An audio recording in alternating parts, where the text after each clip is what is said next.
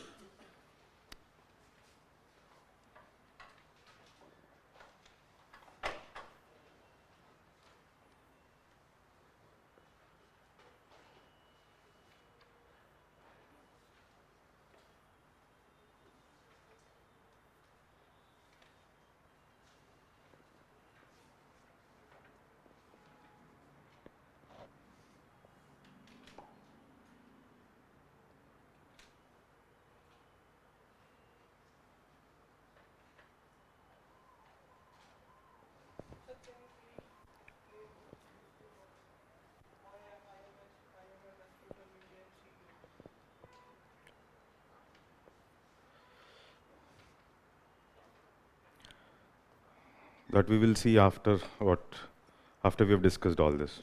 Okay. So today is the last class. First, let's do this.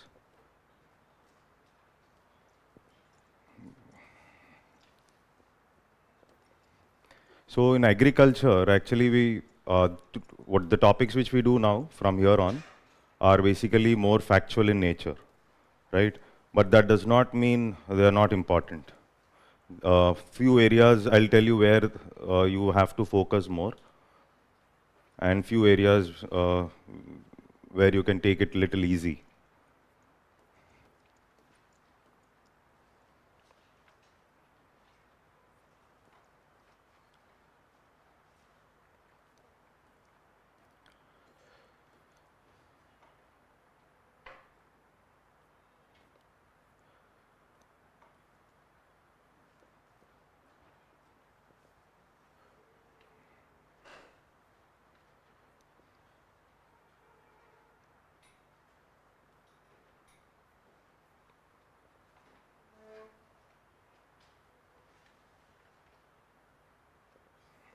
Okay. Growth and development, we have seen few things. One, producer price index, and that is important. Okay, so why that is important? Because since last 1 year there is a discussion on replacing WPI with producer price index. So there can be a question. External debt, already there were questions previously asked. So in this I've asked you to check. IMF C grade, what is the reason for that? Have you read why they have given C grade? What were the reasons? No. There are few things which you would have understood, no?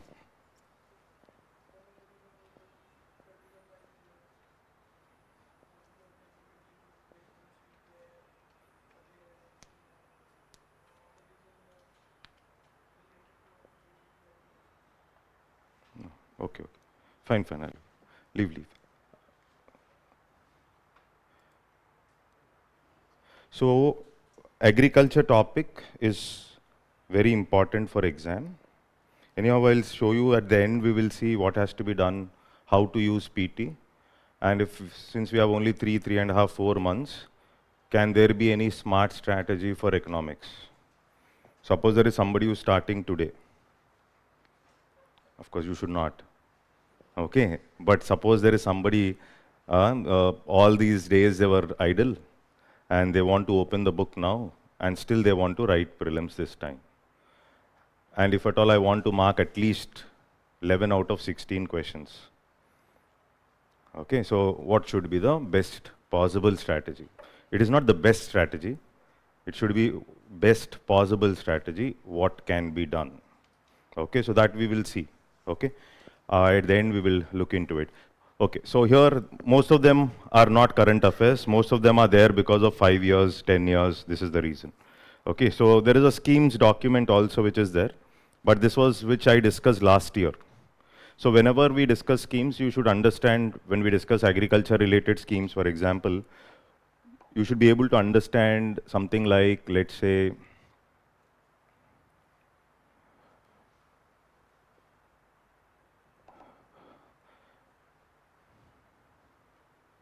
okay, so you should be able to understand the basic structure. For example, when we talk about schemes, last class I will discuss what you will see in a scheme. Okay, nodal agency, beneficiaries. Okay, so any change in the budget, increase in funding, decrease in funding, these are the things. Then comes, when we look into the schemes, we'll check which ministry. Obviously, this is something which you have to check. Okay, in agriculture, obviously, we'll check which ministry, Ministry of Agriculture, most of beneficiaries aim any change in the budget. Okay, if there is too much of data, what should you do? Got the point, right? Too much of data, solution is leave it. Leave it. So, very simple. You can't remember everything and you only have to identify the right answer. So, there's too much of data. There's this. So, there's a style of reading schemes. You know, a lot of data is there. You're cramming that data, then that is unnecessary. That is not required. Then central sector schemes are there, which are implemented by center. Then you have centrally sponsored schemes. Funding comes from center and state, but implementation is done by state. Okay. So there are some schemes where you have both the components together. Some schemes are there. For example, the first scheme which we are reading, you have both the components together. That means certain portions will be under central sector scheme, certain portions will be under centrally sponsored. The better way to understand any scheme is to first understand the supply chain. Okay, so we don't have that much time, but just to make you understand. For example, if I have to read schemes of agriculture, if I understand the supply chain of agriculture, and what are the problems in the supply chain. So there are a lot of problems in the supply chain of agriculture, and that is the reason government has come up with different schemes. For example, when I look at agriculture, from the inputs to the outputs, then to the storage, from there, certain things are stored in the cold storage, certain things go to the mandi, okay? Or you go ahead with processing. And after processing, either you sell it in the domestic market or export. Farmer struggles at every stage. Farmer struggles at every stage. That is the reason you have so many schemes in agriculture. Okay, so when we look at inputs, basically, one problem is input costs are increasing. You want to increase the agricultural yield. You want to make things more efficient with respect to irrigation facilities. More crop per drop. Pradhan Mantri Krishi Sinchai Yojana, isn't it? And since income support is compulsory for farmer, why? Because there are a lot of other problems here when we're talking about inputs. One, input costs are increasing. Nutrient-based subsidy program was a failure, okay, earlier. And seed costs are also going up on a consistent basis. Farmer is not happy with respect to MSP calculation. You know how MSP is calculated. MS Swaminathan recommended MSP to be calculated at comprehensive costs rather than actual costs, right? Then for income support, you have Pradhan Mantri Kisan Samman Nidhi. And then you have, for example, when we talk about inputs and efficiency, you have for seeds, making it efficient, you have schemes. And again, you have irrigation related schemes. Then last year, Agriculture Infrastructure Fund. This is AIF's Agriculture Infrastructure Fund. Okay. Then when we talk about Fasal, there is no security, etc. There were some changes that were brought in with respect to crop insurance. That is Pradhan Mantri Fasal Bima Yojana. So you're talking about, there were questions asked, Pradhan Mantri Fasal Bima Yojana, what should be done? What are the things, are natural disasters covered or not? These things are what they have focused on. Okay, so then what is AgriStack? What is Digital Agriculture Mission? All this was there in the last budget. Are you able to get this? So everything should be understood. Then for farmer, credit is also a problem. So for handling agriculture credit, what is the focus? When we talk about food processing industry, what are the different schemes launched by the government? This should be the approach. So first is identifying where the problems are, and then coming up with for each area, what did the government do? That is the best way to do the schemes. Okay. So inputs, what are the schemes? What are the problems? What are the schemes to solve the problem? That will help us to write a good answer in mains also. Okay, fine. Let's move forward. Now, this we are studying because it has completed 5 years of its launch. Okay, so Pradhan Mantri Matsya Sampada Yojana. So very clear objective is to address critical gaps in fish production and productivity. And nodal agency, National Fisheries Development Board, for implementing training, awareness and capacity building program. Okay, so there itself you can underline. So here, one of the most important observation, fisheries is listed in the state list. Okay, and India is the largest inland capture fish producing nation in the world. Okay, allied sectors, if you have read Doubling Farmers' Income, okay, so which committee recommended? Ashok Dalwai committee. So one of the important aspects of doubling farmers' income, they said agriculture growth rate should be more than 10%, number one. Okay. Then focus on what? Focus on allied sectors related to agriculture rather than crops. This was one more important observation, right? What is the third important observation there? You have to double agri exports. Okay, so 30 billion to 60, and then by 2030 it should be 100 billion. Last year, actually our agri exports went down, reduced because of government's restrictions on agriculture exports to handle inflation. Are you able to get this? So therefore everybody expected a question. Therefore there was no question. Got the point, right? Everybody expected that since agri exports have not increased basically, and we have kept the targets related to. So to double farmers' income, it's very important that you can't double without value addition.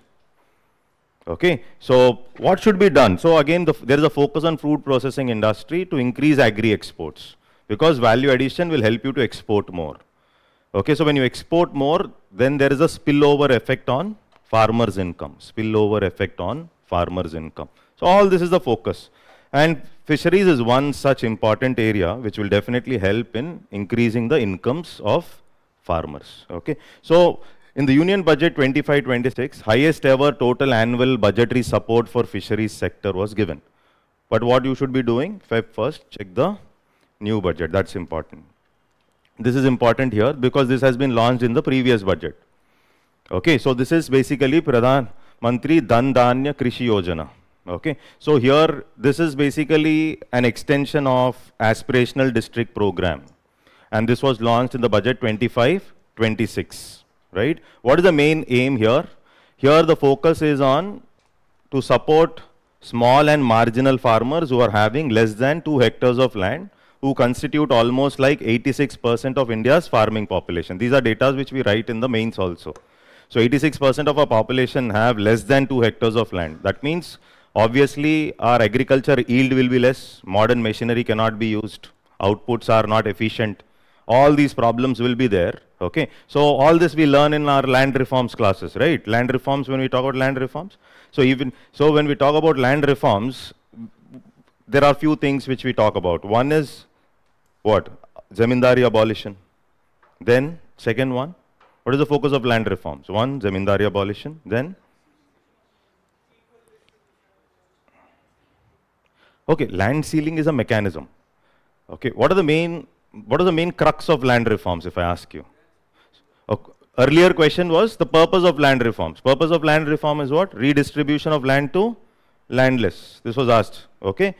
Then land reforms focuses on 3 important things. 1, Zamindari abolition. 2, rights for the tenants. Rights for the tenants include what? Ownership rights for the tenant, and also security of tenure for the tenant. 3rd, reorganization of agriculture, so that it will help the farmers to increase their incomes also. The meaning of reorganization of agriculture, you talk about land consolidation, cooperative farming. There were reasons for failure of cooperative farming in India. Are you able to get this? Okay, so when I talk about land reforms, then yes, land ceiling is one mechanism. Okay, so land ceiling basically, when we talk about land ceiling as a concept, first 5-year plan, second 5-year plan. So initially they were only put restrictions on not to acquire future land. This was in the first 5-year plan. Then subsequently in the second 5-year plan, they came up with rules. What are the rules there? The rules are very simple there. It's not only about you not acquiring future land, but also you have to distribute your existing land, which is beyond a certain limit. You can hold only a land up to your, I hope it is clear, right? Fine. So here basically when 86% of the land is is below, or is 86% of population of the total land is below 2 hectares, then automatically your agriculture yield would be less. Okay, so that is the reason the focus is you have to focus on giving subsidies, building infrastructure. Okay, so if you see here, increasing crop yield, because when you have small lands, increasing yields is very difficult because you can't come up with modern mechanization techniques, as simple as that. Achieving self-sufficiency in food grains, pulses and oil seeds. Then you're talking about storage, so that post-harvest losses would be minimum. And then doubling farmers' income by 2030, and major chunk of farmers are small farmers or marginal farmers, then obviously you have to focus there.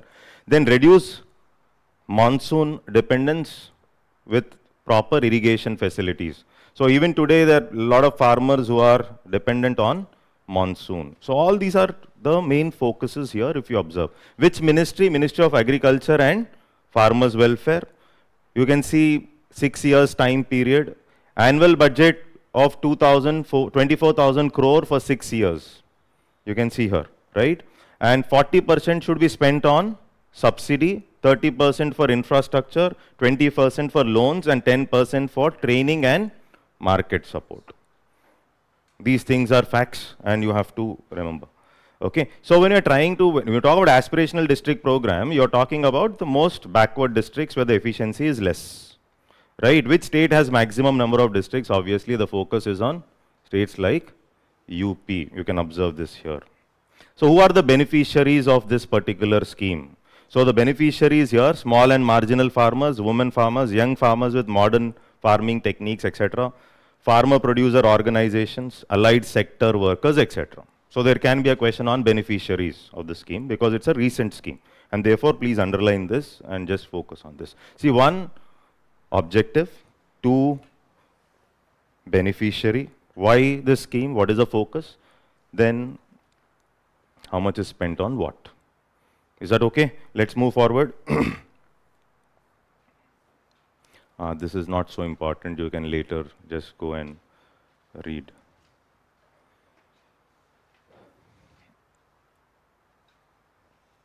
Okay, this was last budget. So madam, Feb 1st, what madam is talking about becomes very important. So India is the largest producer and consumer of pulses. Okay, so there's a direct focus on pulses in the last budget. This is basically mission for Atmanirbharata in pulses.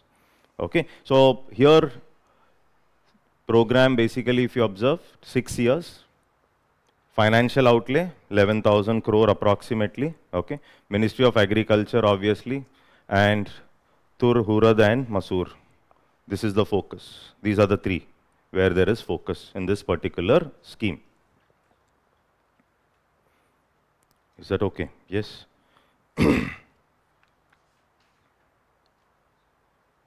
Now one important observation here. You can see here 100% procurement of Tur, Urad and Masoor at MSP for 4 years. And which are the entities which are going to do that? NAFED and National Cooperative Consumers Federation of India. These 2 have to be underlined there. Is that okay? These 2 facts here. You can see here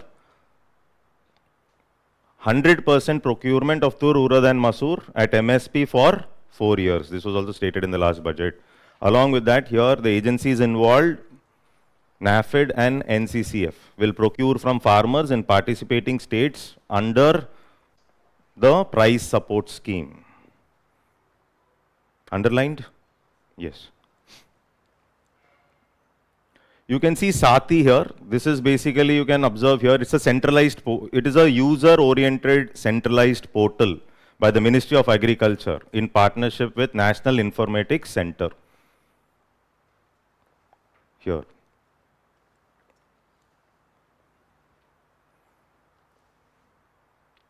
Okay. India is the world's largest producer, consumer and importer of pulses. You can see this here. MP is the largest producer. MP is the largest producer. I hope it is clear, right? Here you can see National Turmeric Board, inaugurated in Nizamabad, Telangana. Okay, so these are all facts. You should be knowing it. Okay, so here, Ministry of Commerce and Industry to provide leadership on turmeric related matters, augment the efforts, etc. Okay, so here India is the largest producer, consumer and exporter of turmeric. Some facts which are important here. You have to focus here. Okay, so it is also called as golden spice here. Golden spice. And largest producers you can see Telangana, Maharashtra, Tamil Nadu. Leading export markets for India are Bangladesh, UAE. Leading export markets of turmeric, Bangladesh, UAE here. And are there GI tag turmerics? Yes. That is one more important observation here. Okay. Document. Okay. Today actually it is better if you have the document with you because less concepts are there. No?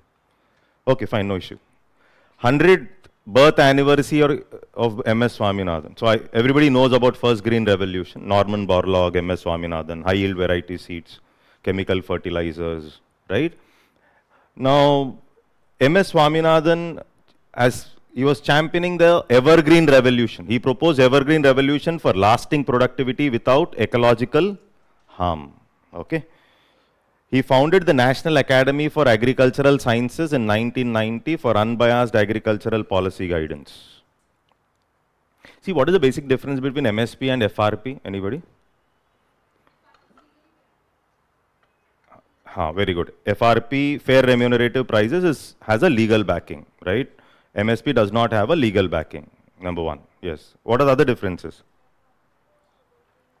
FRP for sugar. Okay. Who recommends FRP? CACP, Commission for Agricultural Costs and Prices. This is where the questions can be asked. Okay. And when you're reading FRP, there is this word called basic recovery rate. Okay. And always states also can come up with state FRP, and state remunerative prices should always be greater than center's FRP. These are the rules. Okay. Now currently MSP is calculated at actual prices, A2 plus FL. What is the difference between actual cost and comprehensive cost? What does comprehensive cost? C2, A2 and C2, right? Currently it is calculated at A2. So the formula is A2 plus FL.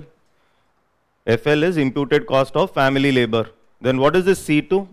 What does C2 include which A2 does not include? MS Swaminathan always was talking about, farmers and MS Swaminathan was saying MSP should be calculated at comprehensive costs. But actual calculation is done at actual costs. If you do it at C2, obviously our cost is going to rise. Because C2 will also include imputed cost of interest on capital, rent on land, imputed cost. That means I'm working on my own land. See, whenever we are doing business, do we account for depreciation? Yes. Okay. If I put farming as the riskiest business performed by the poorest man on earth, in simple words, C2 means farmer is also asking for a kind of depreciation. See, depreciation is also an expense which every organization shows. Suppose if I'm working with my own machine, I can work with rented machine. When I'm working with a rented machine, there is a cost involved in the form of rent. When I'm working with my own machine, even then there is a cost involved. That is what we call it as depreciation. Machine is costing something like 10 lakhs. Every year I'm showing 1 lakh depreciation. That is a cost, that's an expense. Similarly, if the farmer is working with his own machine, you should also include the cost of the machine. Cost of the machine means imputed cost of interest on my own capital. Imputed means you're not really paying it. Similarly, imputed cost of rent on land. If it wouldn't have been my own land, then I have to pay rent. So depreciation is accounting cost only, no? It is something which we show in the books, isn't it? Same applies for farmer. Farmer is asking, why don't you consider this as a business then? So imputed cost of rent on land, interest on capital is also included in comprehensive cost of C2, which is not there in actual costs. I hope it is clear. Okay, so that is the reason C2 number is going to be on a higher side. Okay, so key achievements here you can see Bharat Ratna. Okay, so for mains actually I expected a question, but they have not asked. MS Swaminathan. Good, UPSC is.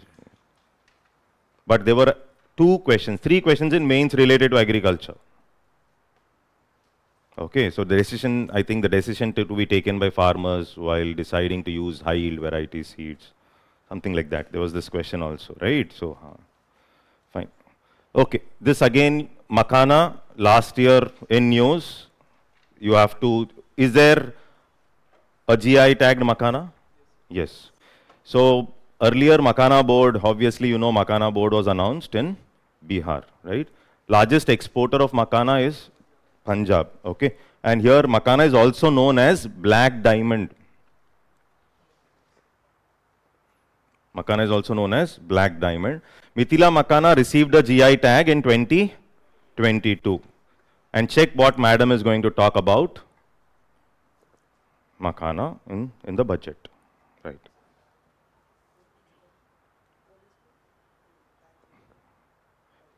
We'll come to that gold. Black gold. Okay, so here, come back now. See these things you can also read, but the only thing is it should reduce your effort, that's all.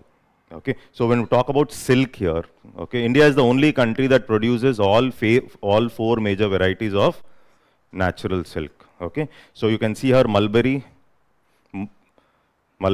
Tusar, Eri and Muga.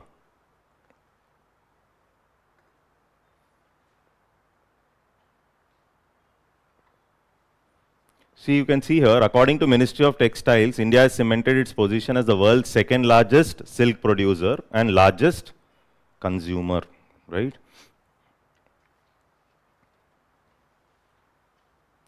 Government has extended import duty exemption on cotton until 31st December 2025. Let's see what discussion madam is going to talk about. Okay, so cotton is also termed as white gold. India is the second largest producer of cotton after China. Who is the largest exporter of rice?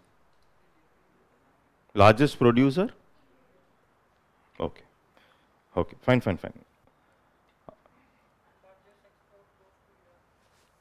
Okay. Basmati, biryani, okay.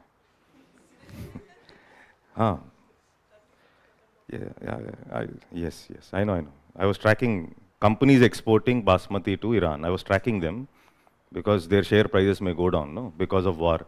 Okay, so I was tracking which are the companies which are exporting basmati to Iran. But okay, fine. Come back now.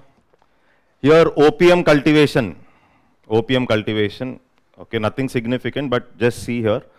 Is it legal in India? So don't say absolutely no, don't say. Okay, here in front of you it is there here, NDPS rules. Okay, so India is the only country authorized by United Nations Single Convention on Narcotic Drugs to produce gum opium. Okay. Bharat Initiative.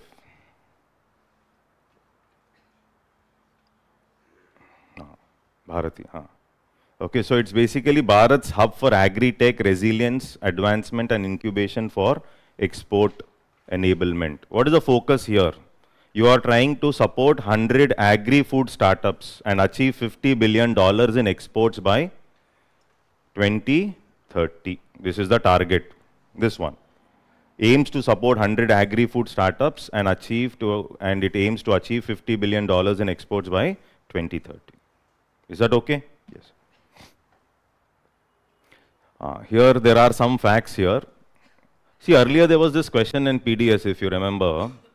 Economic cost of FCI will include what? This was an old question, 5-6 years back. Economic cost of FCI will include storage costs, distribution costs, both. This was the question. So economic cost of FCI, which includes both the storage costs plus the distribution costs. This was the question, previous question, long back. Okay. Now, there are a lot of problems in FCI, you know this. Public distribution system for mains is very important. There are a lot of problems in our public distribution system, and there are a lot of issues with respect to FCI or Food Corporation of India. Okay. Is there any committee with respect to FCI reforms? Shanta Kumar Committee. Okay. And PDS reforms, linking it to technology, we have Vadva Committee reforms.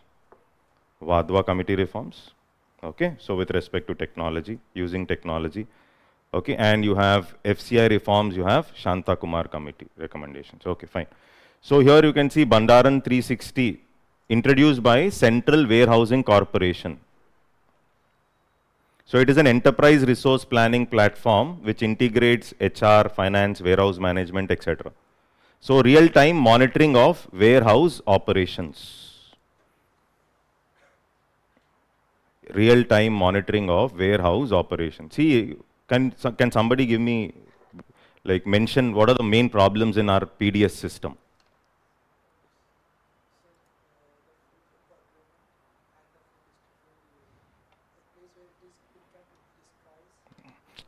You should say storage issue.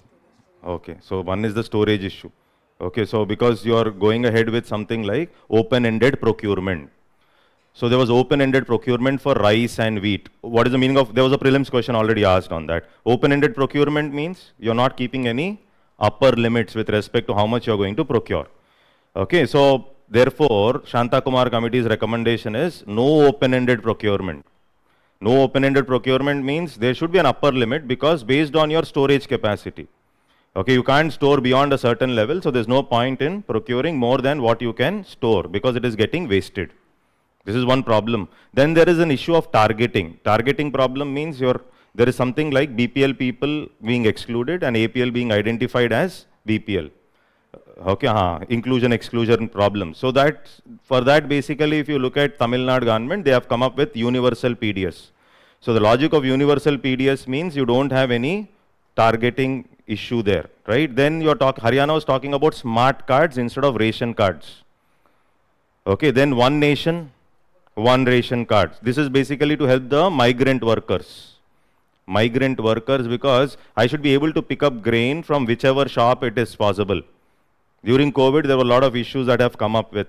Okay, so all this. Then there are issues with respect to storage of grain. So Shanta Kumar was saying, why can't you keep forex separately so that you can, whenever you want, you can procure grain from whichever country where the grains are cheaper because you are not in a position to store. Then they were talking about use silos instead of storing it in gunny bags, etc. Then they were talking about GPS for trucks. Okay, so this is GP. This is basically Vadva Committee recommendations. Wherever you're talking about technology, GPS for trucks because the trucks start from the depot, but after that they vanish. Where they are going, you don't know. So this is basically GPS for trucks so that you can check where they are going. And then coming to the fair price shops, there is a problem that is leakages in the system. So there is leakages in the open market, the grain is being siphoned off into the open market. This is also a problem. So to handle that problem, you're talking about what? What did they do now? Online monitoring of your grain storage. That means online you have to update in the MIS system and you can monitor from anywhere what is your storage right now. Truck-based web challans, basically. These are all using technology to solve the problems of leakages. All these are reforms, right? And during COVID, there were also problems. So then we have, the purpose of ENAM, creating a national market for agriculture, right? Okay, so instead of going to the APMC mandis, you could have done it from the local warehouses also. Okay, this is basically to reduce crowding in the APMC mandis. All these are reforms which we read for mains. From here and there, some question can pop up in prelims. Okay, so we have this logic, prelims should come from national income, monetary fiscal policy, but prelims can come from agriculture also. Remember this. right? So for prelims, agriculture schemes are compulsory, whatever is discussed in budget. Okay, and also some concepts related to agriculture like agriculture marketing, APMC, some important committees, all are important for prelims. There will be 2 or 3 questions that can come up in prelims also. You put it in geography, you put it in economy, whatever it is. Is that okay? Yes. Now see here, one is Bandaran 360, real-time monitoring of warehouse operations. Okay, and it is introduced by Central Warehousing Corporation, right? Then here you can see smart EXIM warehousing system, gate automation, yard management, etc. Okay, and this is basically for general warehouse monitoring only. You can see here ASHA platform under Department of Food and Public Distribution. What is the main objective here is you can share your feedback. Okay, so here basically it's an AI based platform that allows beneficiaries to share their feedback on ration distribution through AI enabled calls in their preferred language. This is what is ASHA platform here. I hope it is clear. So these things, if you read now, the same things I will use it in mains in the way forward. Remember this is not going to go waste if it's not coming in the exam. Got my point? So all food processing, all agriculture related areas at one place, if I read, now they are not coming in the exam, I will use it in way forward. Okay, fine. International Potato Center. Nothing significant here. Okay, so here headquarters, Peru. Kisan credit card. Last time there was a question asked. Which of the following are, last time in 3 years back, following are the short-term loans given under Kisan credit card. Okay, so you can see here, to provide farmers with credit for agricultural inputs and production needs. So it also includes animal husbandry, dairying and fisheries. The extension was done in 2019. Observe that there. Okay. How are the calculation of credit limits done under the Kisan credit card? It is based on cropping patterns and purpose. Observe there. Okay. Duration of Kisan credit card 5 years and undergoes periodic review. Is that okay? Yes.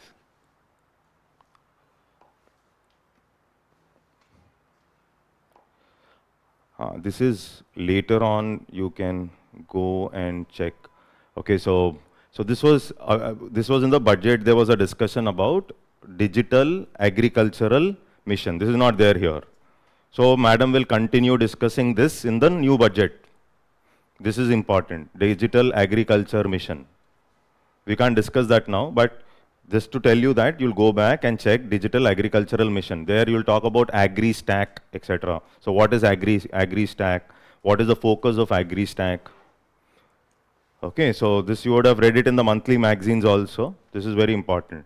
Then, for example, there is something called as natural farming, National Mission for Natural Farming. Okay, so that again there was a lot of discussion on that. Then there was discussion on Agriculture Infrastructure Fund. Implementing agency is NABARD. So these are areas which are discussed in the last year budget. Okay, so if there is a continuation of the discussion in this year's budget, there should be a focus that you have to read them. Agriculture Infrastructure Fund. Okay, so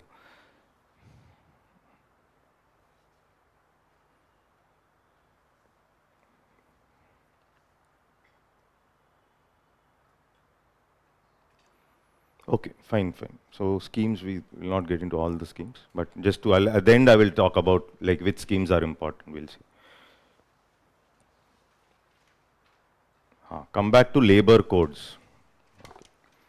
So the concepts here, one is you should know unemployment rate, okay, and then employment elasticity. Employment elasticity, heard of this word? Okay, so proportionate change in employment to proportionate change in GDP. Okay, then third, labor force participation rates, LFPR. Okay, so what is the formula for LFPR?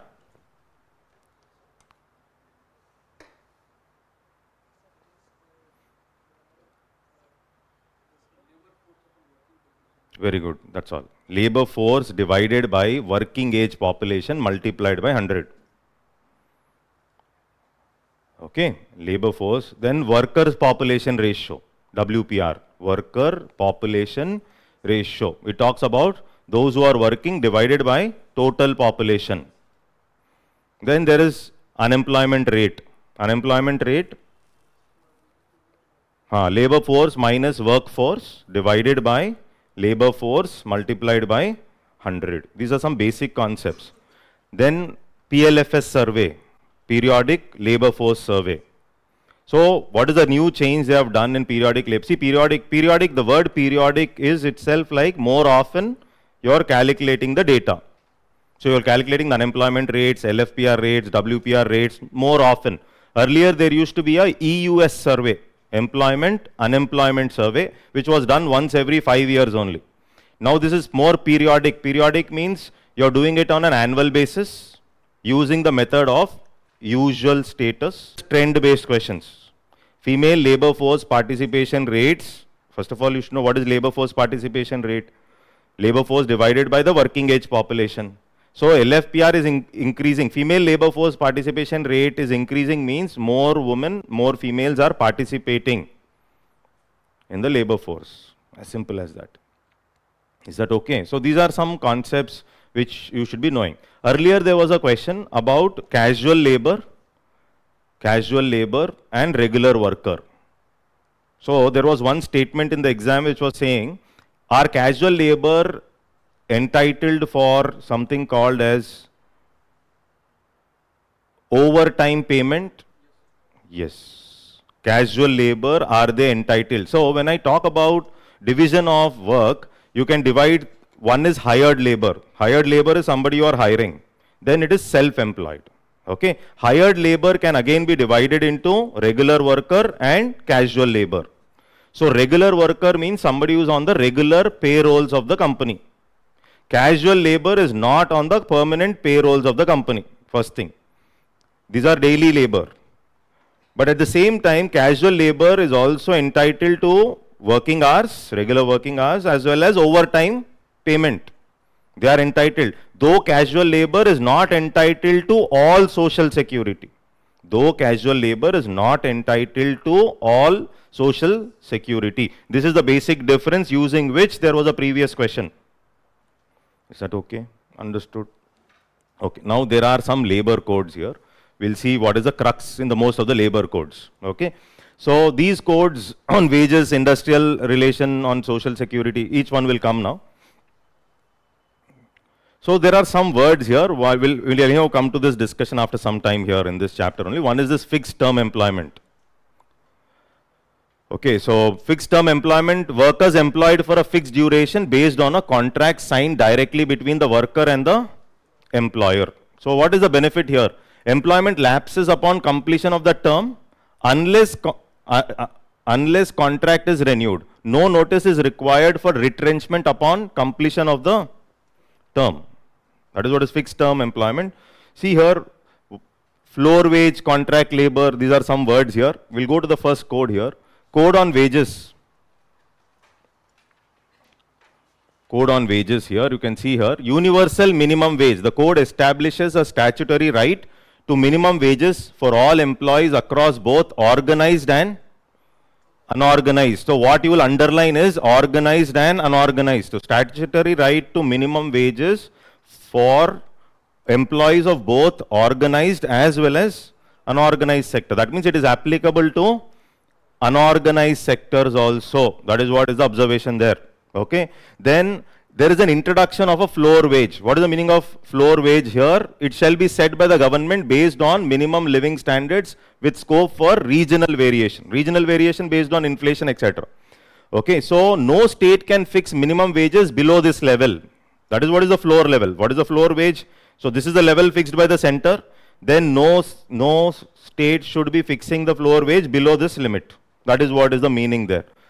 So it also mandates timely payments and provides for overtime compensation at least 2x the normal rate. Overtime payment, etc. Is that clear? Okay, so these are the important things there. Now another one here, another code here, industrial, where is that? One second.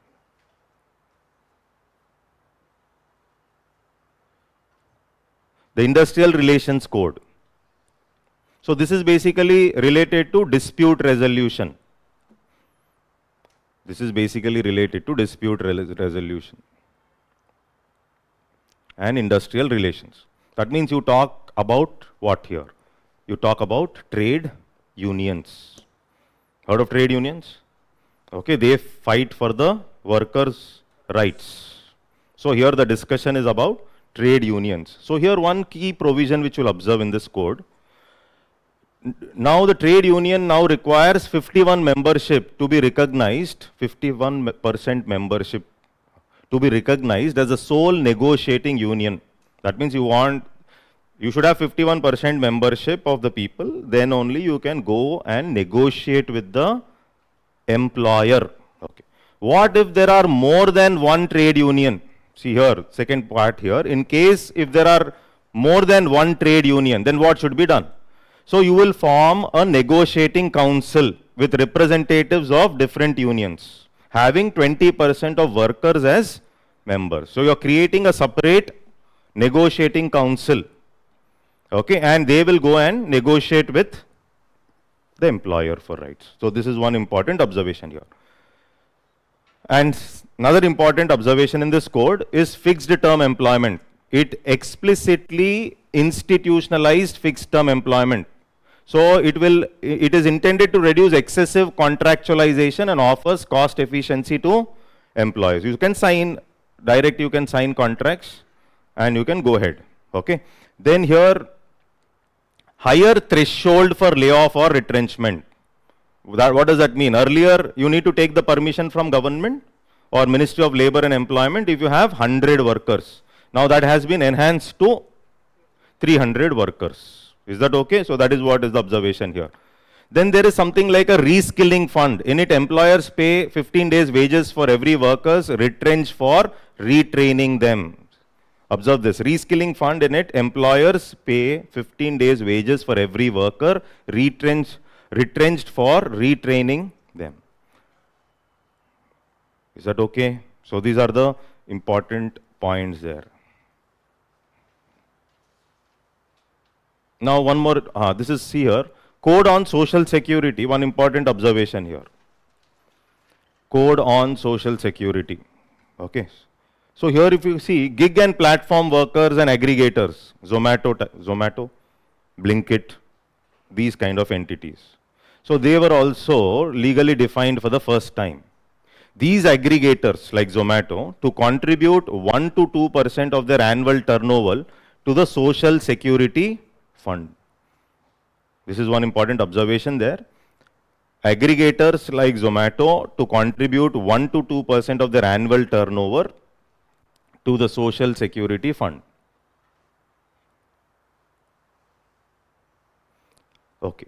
Now there is also a uniform definition of wages. See, whenever you look at the salary pay slips, there is something called as basic pay. Okay. All your allowances are decided on the basic pay. So generally companies try to keep the basic pay low. Suppose your salary is 30,000. They wanted you to keep the basic pay, let's say 8,000, 9,000. And then they add on other things. Why? Tomorrow if they want to give you any kind of increment or any kind of dearness allowances, based on if the inflation is increasing, then they are increasing that dearness allowances to match the prices in the market. Gratuity is something like one-time fund. Let's say after retirement, they are giving you some one-time payment, that is gratuity. Now most of the things are decided based on your basic pay. Okay. So now one important observation is 50% of the total allowance and retaining allowance. 50% of the total remuneration or such percentage as may be notified shall be added back to compute wages, ensuring consistency. That means at least of the total salary, 50% basic pay if you fix it off, then there would be consistency in terms of calculation of other things. Is that okay? So this is what is mentioned here. Gratuity for fixed term employment.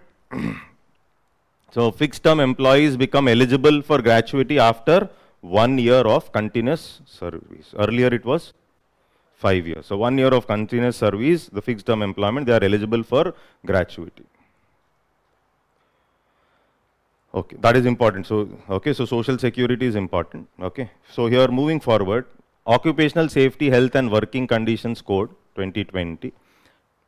Not so important, but some areas which we will see here.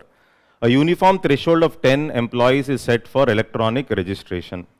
Okay, so here it incorporates 13 central laws focusing on improving workplace safety, health and working condition. That is the logic. So you are doing some online registration, electronic registration. So uniform threshold of 10 employees is set for electronic registration. But if it is hazardous work which you are doing, if you have one employee also, you have to register. Hazardous work if you are doing, if you have one employee also, you have to register. That is the next point. Then they have also defined something like, they've also talked about women's employment. So women can also work in all types of establishments. Suppose there is a call center, etc. Women can also work in the night shifts, okay, before 6 a.m., beyond 7 p.m. But two conditions: one, consent of the woman, and then safety measures also. These are the 2 points that have been added. So that means the company should talk about cab arrangement or safety arrangements and also the consent of the woman to work at night. So all these two are the important things which have been ensured. Is this clear? Okay, so direct question difficult to be asked here, but we never know.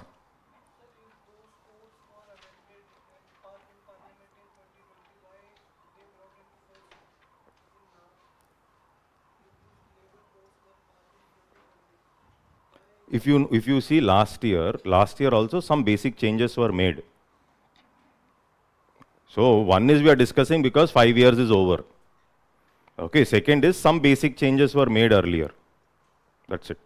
Okay. So PLFS, Periodic Labor Force Survey. Which are the two methods used by PLFS for calculating unemployment? Usual status and current weekly status. It uses usual status. In that you have PS plus SS. Okay, PS is primary and SS is secondary. So US plus current weekly status. Okay, so both these methods are used. Conducting agency, obviously NSO. NSO. So you don't have CSO now. NSSO plus CSO combined 2019, and you only have NSO. You all know that, right? So now one important observation here. To estimate employment and unemployment indicators in both usual status and CWS in both rural as well as urban areas annually. This is one. To estimate key employment and unemployment indicators in the short time interval of 3 months for the urban areas only. Now rural area is also included in the current weekly status. This is see, how do you give employment status in CWS? 1 hour is enough. I am taking 1 week reference period. In that 1 week, if somebody is working for 1 hour or more on 1 or more days, somebody is working for 1 hour on 1 day also, employed. Okay. Then part-time employment is also checked in which method? There is another method, CDS, current daily status, right? There you check full-time and part-time also. Okay. Now here you can see some formulae, this which we have talked about, usual status, current weekly status, okay, then what is this subsidiary status, and then current daily status. Actually current daily status, 1 hour but less than 4 hours, you will be given employed for half a day. 4 hours and above on that particular day, you will be given employed for the full day. Is that okay? That is about the CDS. But PLFS uses US and CWS.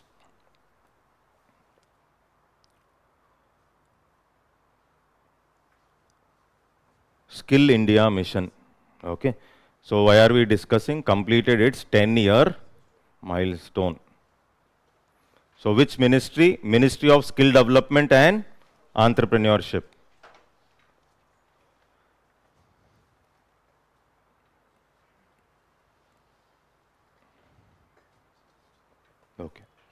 Okay.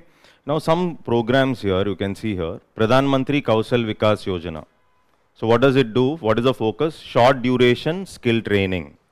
Short duration skill training and skill certification to youth. Okay. Then you have PM National Apprentice Promotion Scheme. Okay. And you see Deen Dayal Upadhyay Gramin Kaushalya Yojana. What is the focus here? It is part of the National Rural Livelihood Mission. It adds diversity to income of rural poor families and cater to career aspirations of rural youth. Here if you see PM National Apprentice Promotion Scheme, okay, it provides 25% of stipend up to 1500 per apprentice through direct benefit transfer. Okay, so you can't remember this. Okay. Jan Shiksha Sansthan, what is the focus here? Vocational training to non-retaliates and school dropouts in rural regions. That is the focus. School dropouts in rural regions.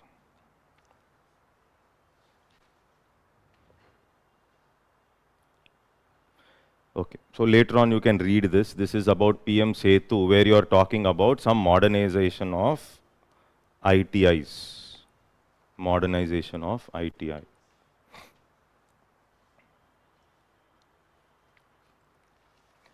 What is this Global Capability Center?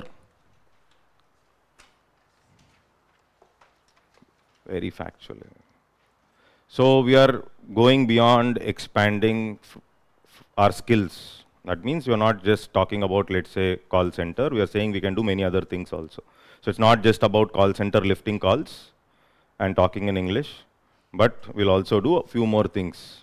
Okay, maybe data-driven services, etc. That is the focus here.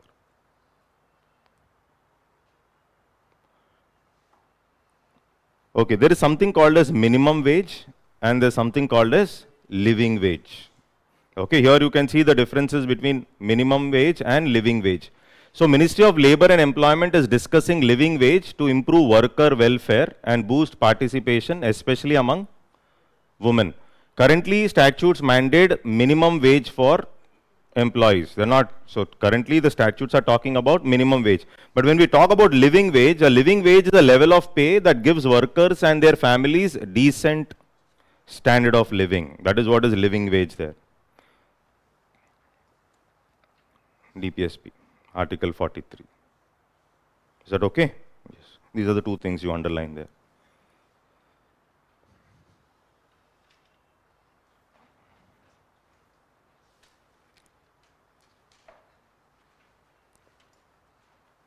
Okay.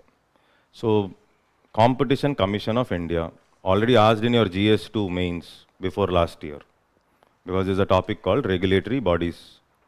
So there was a question already asked in mains. Consistently it was in news because of punishing Google. Okay. So individual regulatory bodies are also there. You have TRAI, Telecom Regulatory Authority of India, etc. And if you know the story of CCI, basically earlier we used to have MRTP Act. MRTP is Monopolies Restrictive Trade Practices Act. Okay, and this MRTP is again later converted into Competition Commission of India under the Competition Act 2002, but it became operational from 2009. Ministry of Corporate Affairs. And appellate authority here is the NCLT. Appellate authority is the NCLT. You can go and appeal where? NCLT.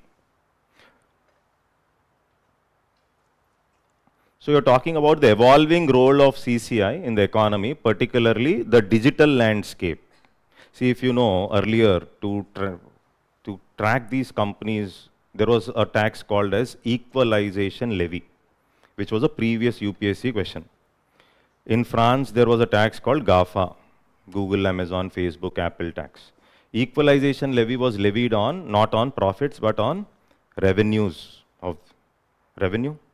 Revenue means you're talking about sales. Revenue means sales. Equalization levy in the previous budget. This was like earlier budgets. So why are we coming up with such taxes is because these companies, especially in the digital space, have different ways to avoid taxes, different methods to avoid taxes. Tax avoidance can be done easily. Okay, that is the reason there was a lot of discussion on general anti-avoidance rules also earlier. General anti-avoidance rules means GAR. Okay, initially they came up with GAR. GAR were principles to, you want to penalize FIs who are evading taxes, etc. So you came up with this mechanism called as GAR. But that was also not properly implemented in India. And then subsequently we said equalization levy, etc. So why? To primarily prevent tax avoidance by those companies like Google. So if you know, in the recent past, there was a lot of discussion with respect to CCI punishing companies like Google. Is that okay? So here one important observation, Competition Amendment Act 2023, it talks about deal value threshold to regulate mergers and acquisitions, particularly in the digital market. Mergers and acquisitions in the digital market. All merger and acquisition transactions with deal value exceeding 2000 crores are to be notified to the Competition Commission of India. Got the point? So one extension to digital space in terms of regulating competition. And here you find something called as a deal value threshold, primarily to regulate mergers and acquisitions, particularly in the digital markets. If the deal value crosses above 2000 crores are to be notified to the Competition Commission of India.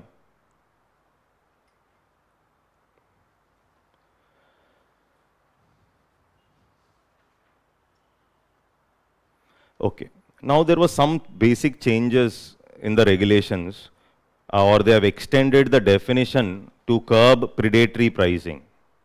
Okay, predatory, see, MRTP could not cover, MRTP primarily focused on regulating monopolies only.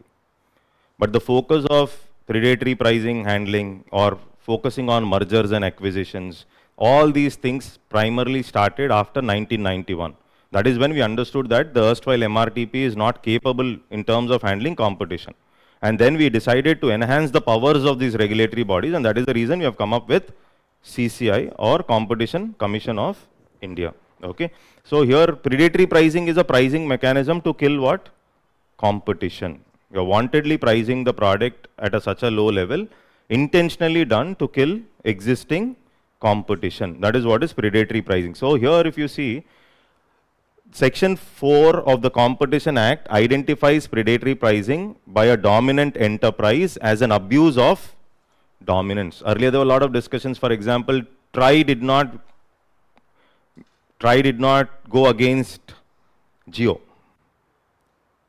Telecom Regulatory Authority of India did not go against Jio. Jio was, suppose when Jio said everything is free initially. Okay, it create, and you had deep pockets also. Why was Jio able to do that? It is because you have deep pockets, but we have launched it without any trouble. Got the point, right? Okay, yes. Let's move forward. Pradhan Mantri Mudra Yojana, again a scheme here, 10 years, 10 years. So here, one is refinancing. Mudra loans basically are focused on what? Refinancing. What is the meaning of refinance? Financing the financer. Financing the financer. But here one important observation. One, Ministry of Finance, this is one. To provide collateral-free access to credit, especially for small enterprises, micro enterprises in the country. Now here there are different types of loan. Shishu up to 50,000, Kishore up to 5 lakhs, Tarun up to 10 lakhs. Last budget, Tarun Plus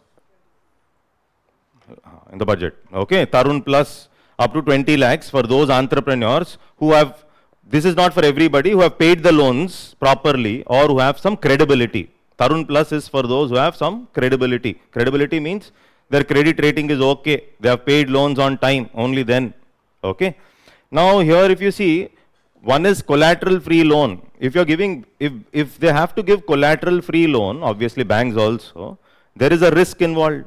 So somebody has to give some guarantee. That guarantee is given by Credit Guarantee Fund for Micro Units.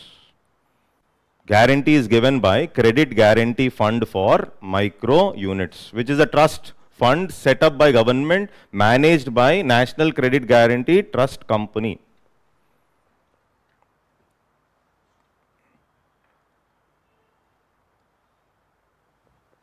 Okay, understood? Yes. Nothing there in innovation. Okay, India's rise. Of course, I did not like the rank, but still okay. Innovation wise, see how much do we spend on R&D? How much percent of our GDP?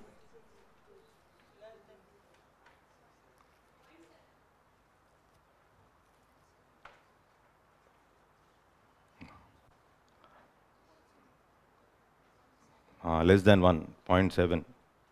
We spend less on R&D, research and development, right? Okay, fine. Nobel Prize names you can't remember, you can identify, of course. But what is the crux? What is the main specific contribution of the laureates here, if you observe? Having identified prerequisites for sustained growth to technological progress. Okay, so three things they have talked about. One is there is this concept called as creative destruction there.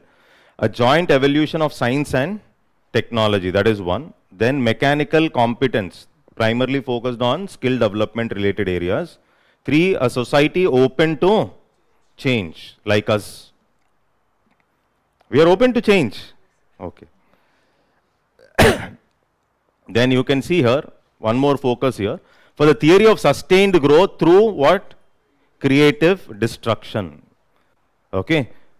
A theory of sustained growth through creative destruction. What is this creative destruction?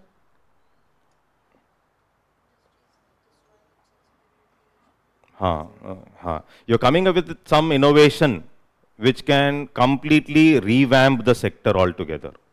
Okay, so that's a natural process, you're moving ahead, but there will be some destructive activity involved. For example, it describes the process where a new and better product enters the market, making older products obsolete, outdated, and causing companies selling them to lose out.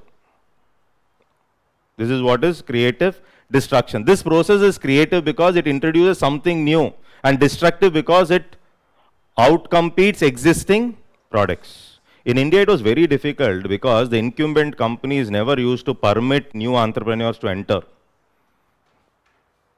We have this attitude, we don't want new entrants to enter. This is what this was there since beginning, even till 2000s also. Now somehow some manageable creative destruction can be a possibility because there is some relaxation and you have some entry that is there.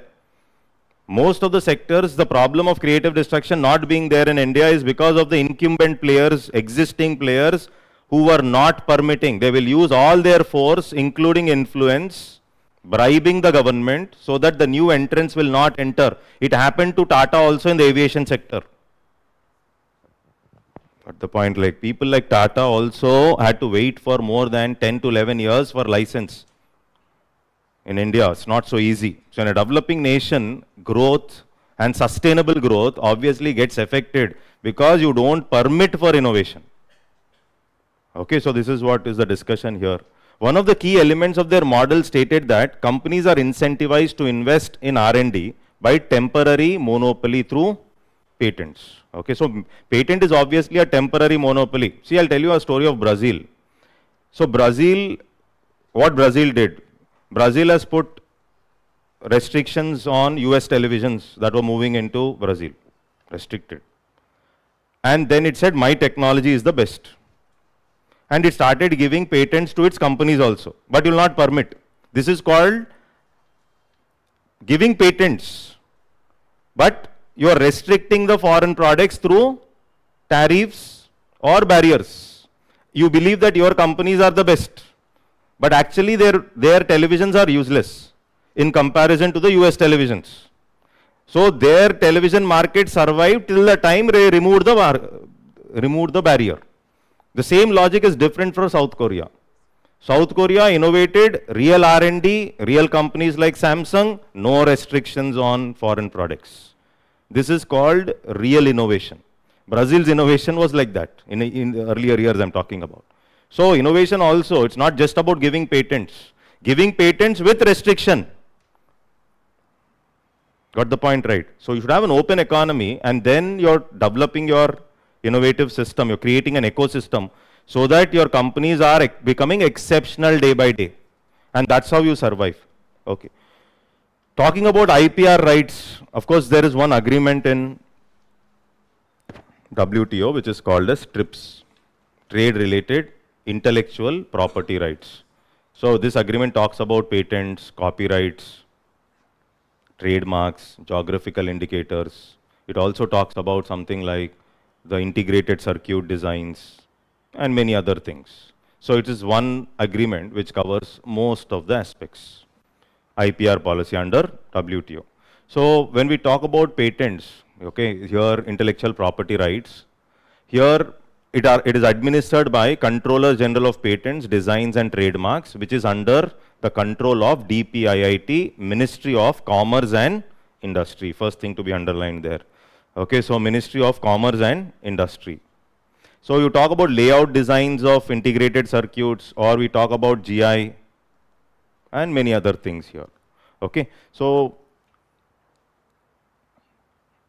okay, this is here basically patents are generally given for 20 years. Copyrights, you have a longer term period. Copyrights are given for a longer period, 60 years plus. Sometimes lifetime of the author. Okay, so copyrights for a longer period, software, movies. Okay, so all this, right. Creative, artistic, music, audiovisual works, author lifetime plus 60 years, producer 60 years, performance 50 years, things like that.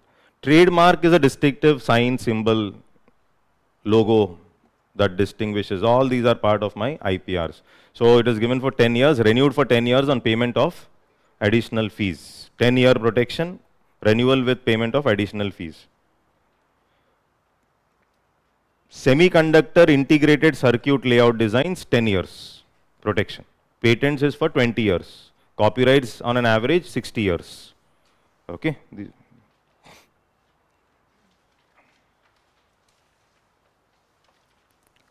Trade secrets are also part of intellectual property. Trade secret. Why is it a secret? It is not there in the public domain. That is why you call it as trade secret. KFC talks about its formula of the chicken. It says it's a trade secret. Coca-Cola says my trade secret is in Alaska. All these are trade secrets. Okay. Yes. Yes. Ayurvedic. Yeah.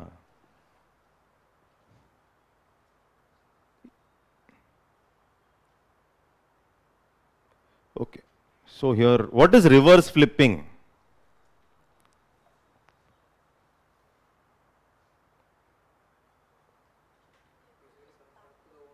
So you have your head office is in another country, not happy there, or government of India has provided some additional benefits to you.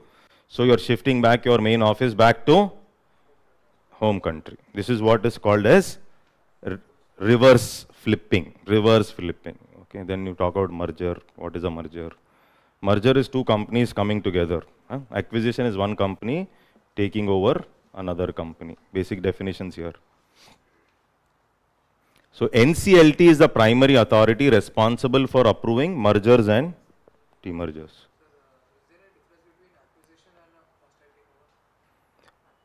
What do you mean by hostile takeover?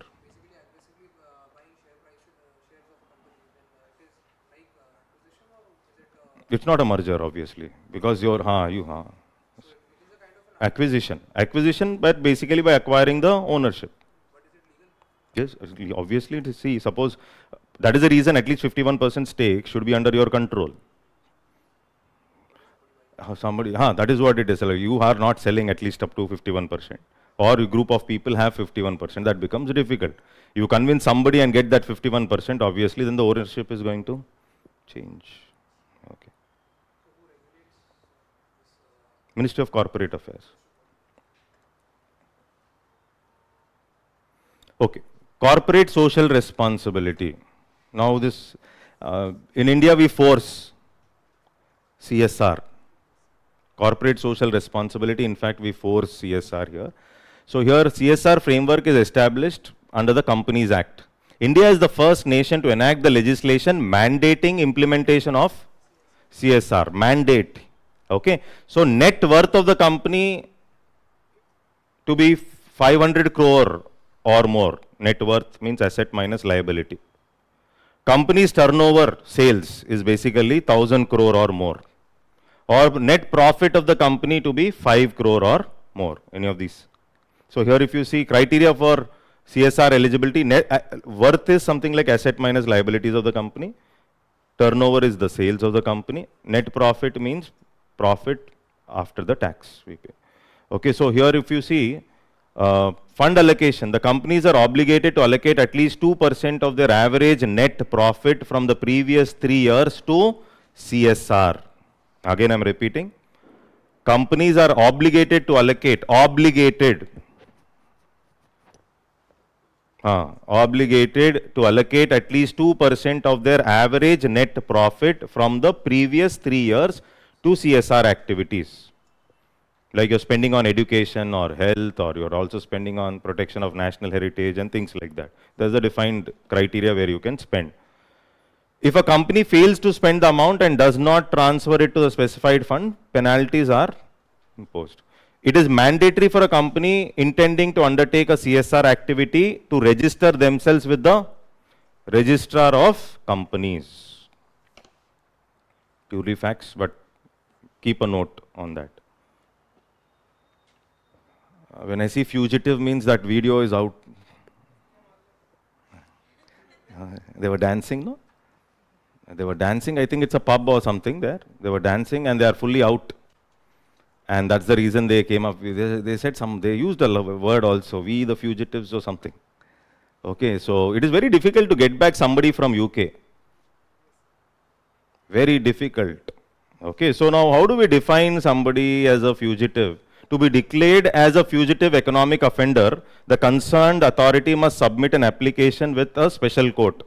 Okay, and one more important observation, schedule offences specified in the schedule with the total value of 100 crore or more, 100 crore.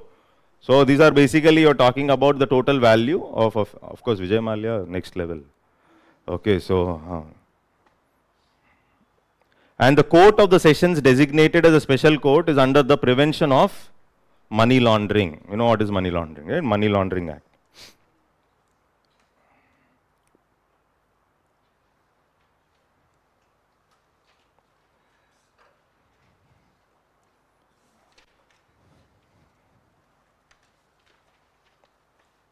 Okay. Infrastructure, your effort will be more here. What you will do, I will tell you. One is, what is the major difference between major and a minor port? Okay. Then you should learn about critical minerals. Heard of critical mineral? Yes, critical minerals. So what is the difference between, you will go, I'll not explain, but later you go back and check rare earth metals and critical minerals. What is the basic difference between rare earth and critical minerals? Okay. Then you'll also check National Infrastructure Pipeline. This was an old policy. National Infrastructure Pipeline. Okay. 2, you'll also check National Logistics Policy. National Logistics Policy. By 20, I will come to that anyhow, I'll show you. And then Asset Monetization Scheme. Last year budget also it was there. Asset Monetization Scheme. Okay. Then everybody should be knowing PM Gati Shakti. Okay. Then there is this Logistic Performance Index given by World Bank. Check what is that. Logistics Performance Index. Then similarly in similar lines there is something called as LEADS. L-E-A-D-S. L-E-A-D-S. LEADS. Which is similar to our Logistics Performance Index. Okay. Then you'll, okay, we'll anyhow see what, okay, so here, major, minor ports, what is the basic difference, regulation, etc. That is what you'll go back and check.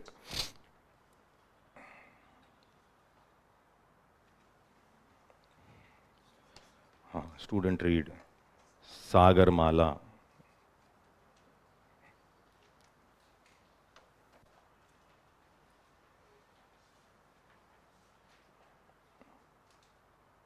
Okay. Now here, there is this Sagarmala Finance Corporation Limited. What is this? This is India's first NBFC in the maritime sector. Underline that point there.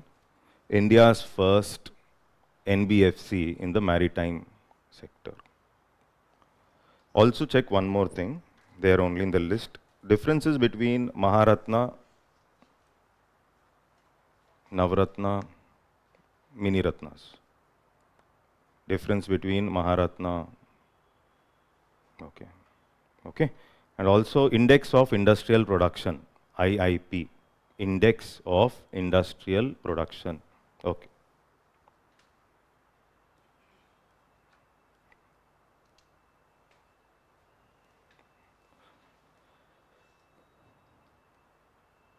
See, there was this infrastructure status that is given to large ships.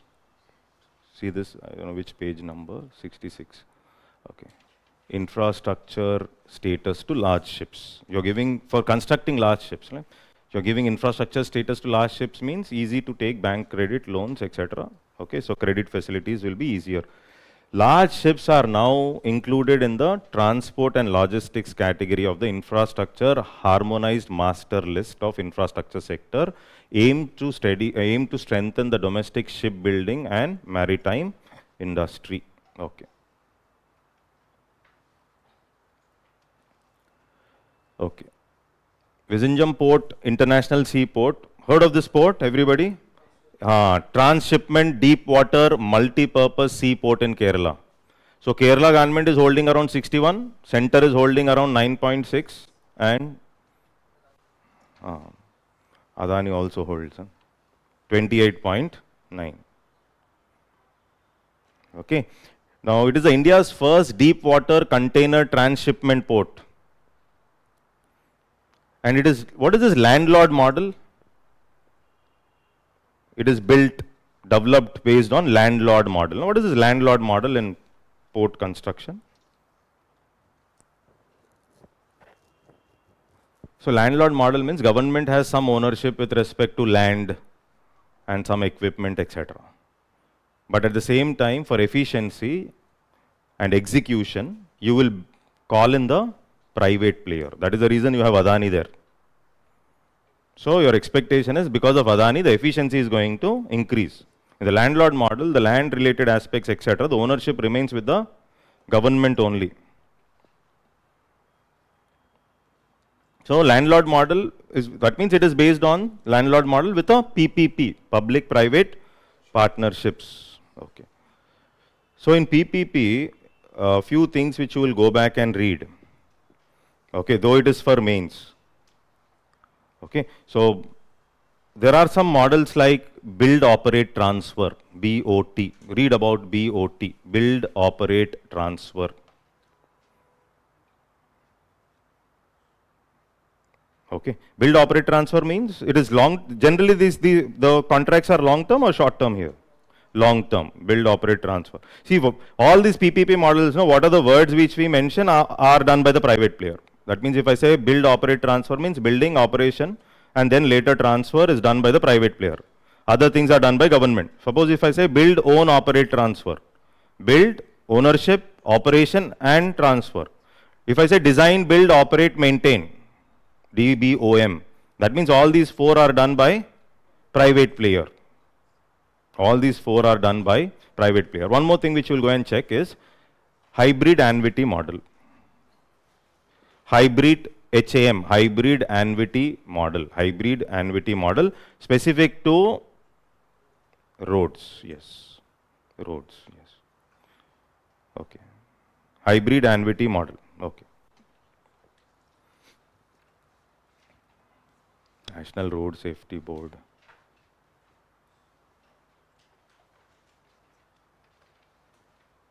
Okay. See, aviation safety, there were a lot of discussions here. Aircraft Accident Investigation Bureau released a preliminary report of the investigation into the fatal plane crash in Ahmedabad. Okay, so here there was this FDTL related issues, flight duty time limitations. That is for the how much rest you give to the pilots. There is a trouble with Indigo. Shortage. That means Indigo knows that it has shortage, but because it's a monopoly, it was reluctant to add on. Okay, so what is this FDTL duty timings, etc.? Just have a look. And then there is this black box. See, black box is in orange in color, obviously. Okay, so black box you can see, so that you will have something with respect to the data, flight recording devices. Okay, so here it orange in color to ensure high visibility and made up of strong substances like titanium, etc.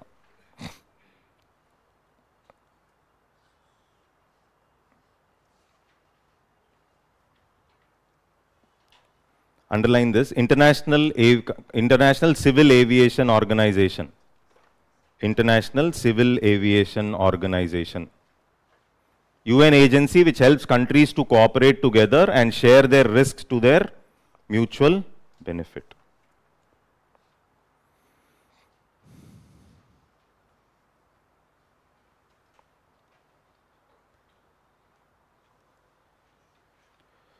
Okay.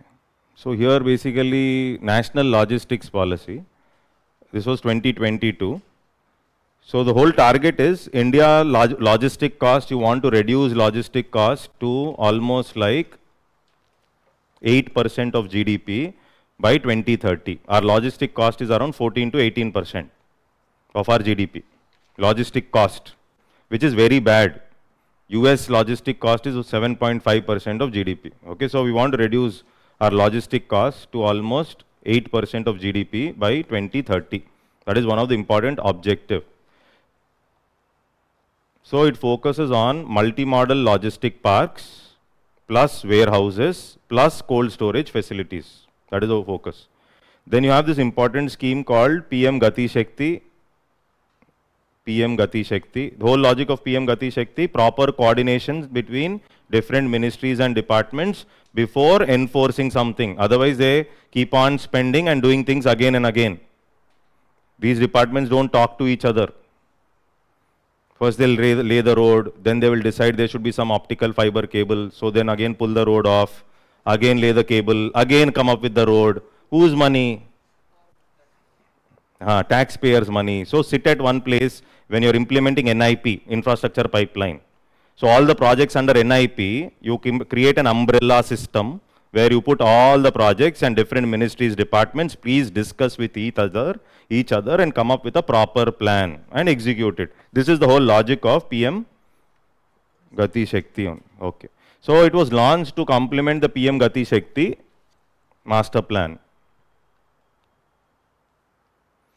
Reduced logistic costs in India by 2030. They want to get it down to 8% of GDP. That is the main objective.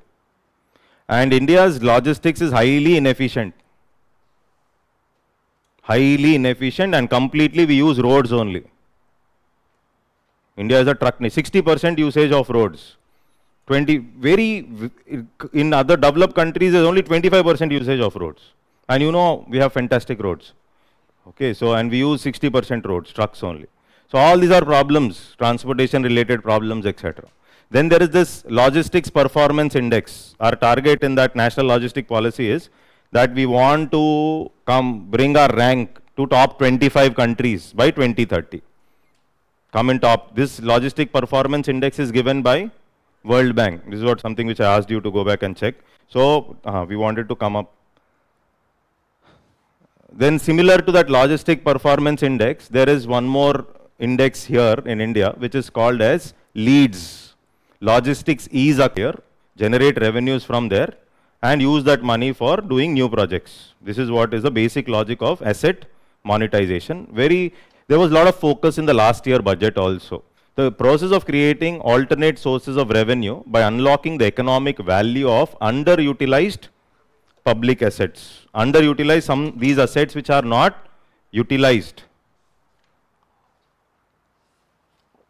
Is that okay? It is also known as asset or capital recycling. It does not necessarily mean disinvestment of the asset. It does not necessarily mean disinvestment. So disinvestment is basically you're more focused on selling of the asset. Selling of the asset. Here that is not the focus. Here you have to generate revenue from the existing asset. That means, in fact, you are generating revenue from the brownfield projects you have, so that you will use that money for building some new greenfield projects. That's it. Okay, so that is the main focus here. So here are some models of asset monetization you can find here: design, build, finance, operate, transfer.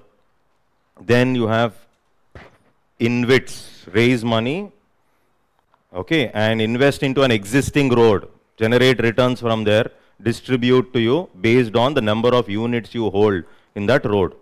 And that money which is pulled up will be used for building some new roads. This is how InvITs will function. And there was already a previous question, infrastructure investment trust. Go back and check the question once. Okay, so the money which you receive in the form of dividend, etc., will be taxed by the government when you're investing in InvITs.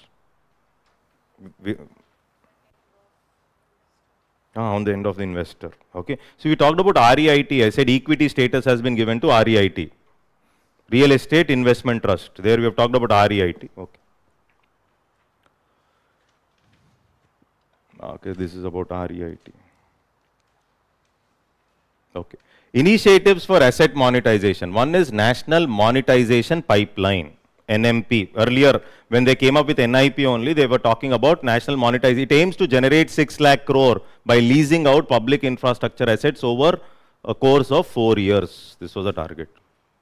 Then National Land Monetization Corporation, 100% government-owned company under the administrative control of Department of Public Enterprise. Okay. Lot of facts today. Okay. So here you can see Digital India Mission.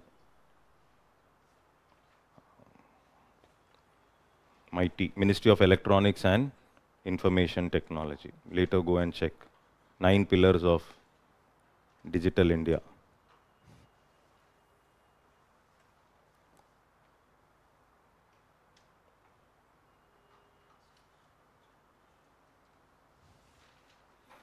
Go through this chart later once. There are some factual questions also nowadays. Okay, so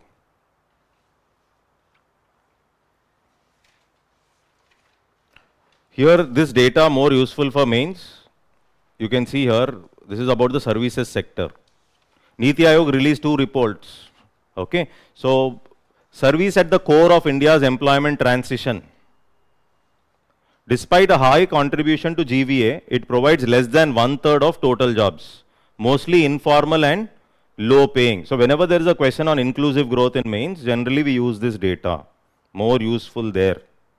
So today, in service sector contributes to the major chunk of my GVA or GDP basically in India. But in terms of employment creation, you're talking about 34% of employment is only coming from service sector. And that also, major chunk is informal and low paying. And moreover, AI's impact is directly on service sector.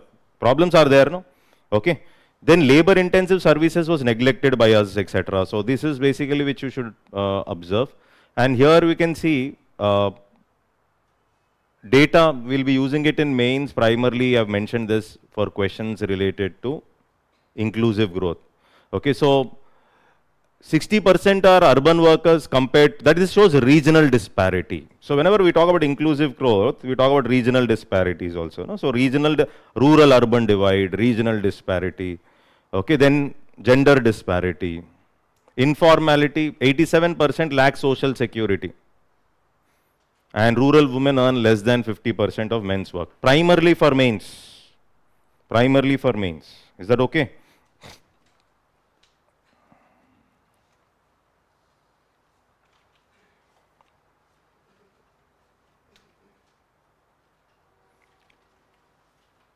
Annual Survey of Industries result for 23-24 released. First of all, ASI, Annual Survey of Industries, released by MOSPI. Underline that. MOSPI. Are there any industries which are excluded? Observe this here. Excluded. Okay. Defense, oil storage and distribution, departmental units such as railway workshop, gas storage are not covered under Annual Survey of Industry. Is that okay? Here you can see, underline that. Key highlights of the survey. Gross value added increased by 11% at current prices from the previous year. Top 5 industries: basic metal, motor vehicles, chemical products, pharma, etc. Top states: Maharashtra. Is that okay? Underline. Yes.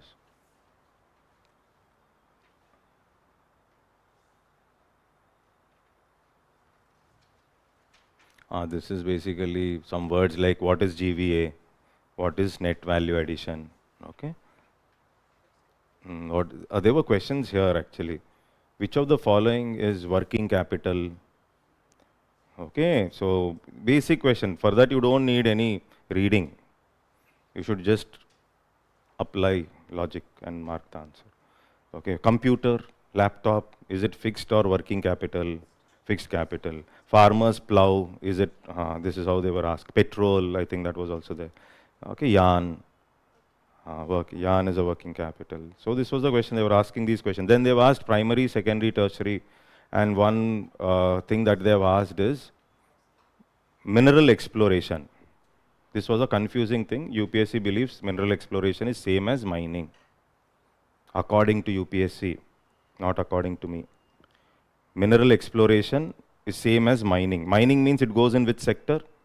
Primary. Mineral exploration, of course, exploration is something like, take it as mining as far as the exam is concerned. Mining, primary, okay. Agriculture, storage. Storage is a service, no? Students have not read completely agriculture. Okay, so agriculture, storage is a service. Storage is a service, it's not. Okay, so mineral exploration, exploration is going by the word, logically speaking, I am exploring before mining. But mining is taken means mining is part of my primary. Okay. There was this IIP index question 7-8 years back related to weights in index of industrial production. You will go back and read this index. So this index is calculated on a monthly basis, first thing. That means if I compare Jan of last year with Jan of this year, if my index number is increasing, then my output is increasing. It is a volume index. Volume. So from 2025 onwards, April, IIP is released on 28th of every month. Okay, so here if you see, compiled by NSO now. Okay, and in this basically, of course, frequency you can see monthly base year. So you're comparing last year Jan with this year Jan, last year December with this year December. That is what we do. So scope confined to mining, manufacturing. Okay, so electricity and other sectors. Okay, so here basically you can see manufacturing has highest weight. Of course, there if you see go back and check the previous question. Go back and check. They have not given the manufacturing. Okay, and therefore the confusion comes up. There the answer becomes electricity. Okay, go back and check the previous question. There itself mentioned, check the previous question of IIP. Industrial class. Okay. Recently, Niti Aayog Frontier Technology Hub in collaboration with CII unveiled a 10-year roadmap titled Reimagining Manufacturing, India's Roadmap to Global Leadership in Advanced Manufacturing. Okay, so therefore they have given this in news, nothing significant here. So what we will try to understand is, first of all, manufacturing growth rates were stagnant since last 20 years. Stagnant, that means manufacturing contribution to GDP is still only 17, which is very bad. We were around 14-15% in 1992 itself. Okay, so we are not improved here. Okay, so global standing, India's share in global manufacturing is around 3%. There can be statements above 5, above 10. Don't get confused. We will not have so much of number. Got the point, right? Okay. So FDI, out of total FDI, manufacturing accounted for less than 25%. This is important for us. Less than 25% in 2024-25. Less than 25% in 2024-25. Sectoral performance, Electronics, number one, basically. World's second largest mobile manufacturer. Are we manufacturing or are we assembling is a different thing, but okay. Whatever it is, but electronics is. Mains question asked, put it in economy or semiconductor or science and tech, whatever it is. This question was asked, so just go back and look into semiconductor ecosystem.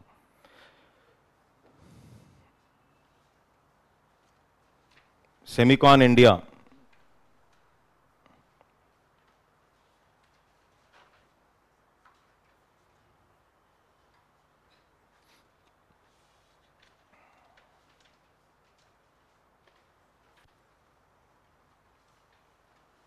Will die reading schemes, I think. It's very taxing for the student. Okay.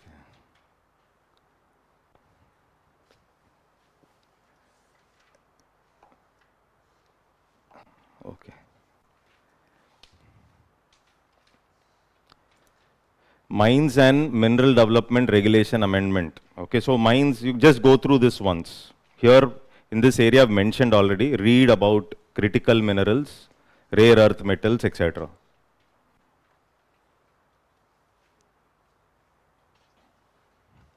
Okay, read about critical minerals, rare earth metals.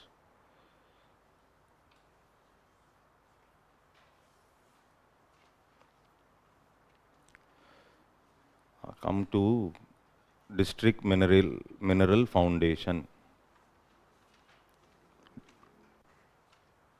Okay, here you see the report was placed in the Parliament by the Standing Committee on Coal Mines and Steel, reviewing the implementation of District Mineral Foundation Fund and Pradhan Mantri Khanij Kshetra Kalyan Yojana. Okay, now this, first of all, what is this District Mineral Foundation? It is a non-profit statutory fund for every Indian district affected by mining related operations. That means for the people who got affected because of mining. That fund is basically for them. Are able to get this? The fund is basically for them.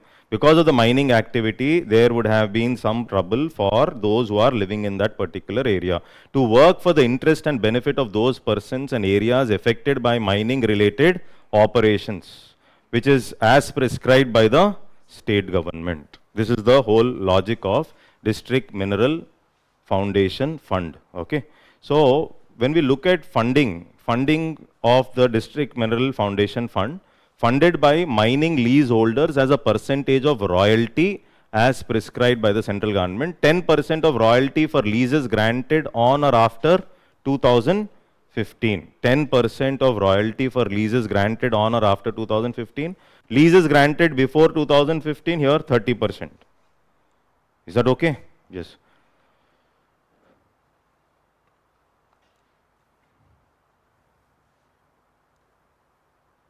Later you will read this scheme, Pradhan Mantri Khanij Kshetra Kalyan Yojana. There you can see fund allocation priorities. 70% of the funds should be spent for high priority sectors, drinking water, healthcare, education, etc. 70%. Is that okay? 30% is to be spent on other sectors. That means there is some kind of bifurcation with respect to spending in that fund. 70% has to be spent for high priority areas like healthcare and drinking water, education.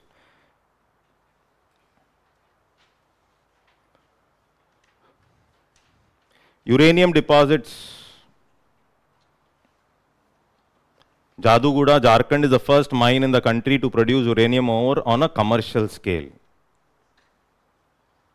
Huge demand for uranium. Okay, in India basically you're talking about thorium. So especially Kerala and Orissa, which have rich reserves of monazite.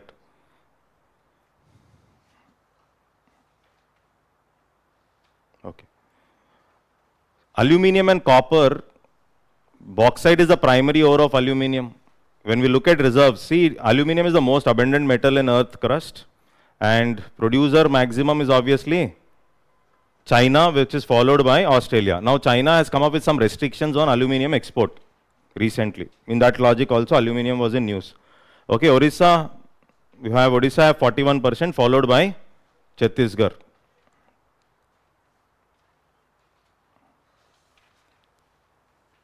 Copper.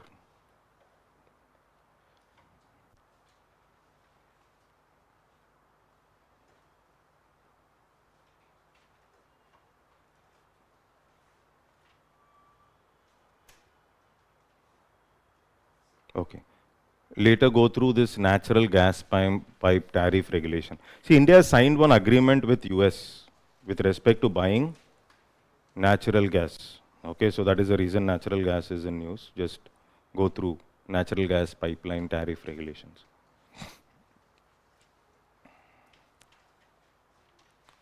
Coal, basically, you can see India has the world's fifth largest coal reserves, and coal accounts for 55% of country's energy needs. Highest coal reserves are in Jharkhand. So our problem is we lack something called as high quality coal. Okay, so that is the problem. That is the reason we import also. Key reforms in coal sector: revised Shakti policy, scheme for harnessing and allocating Koila transparency in India policy for coal allocation to power sector. This is one area which you will focus. Okay, underline this, just check this.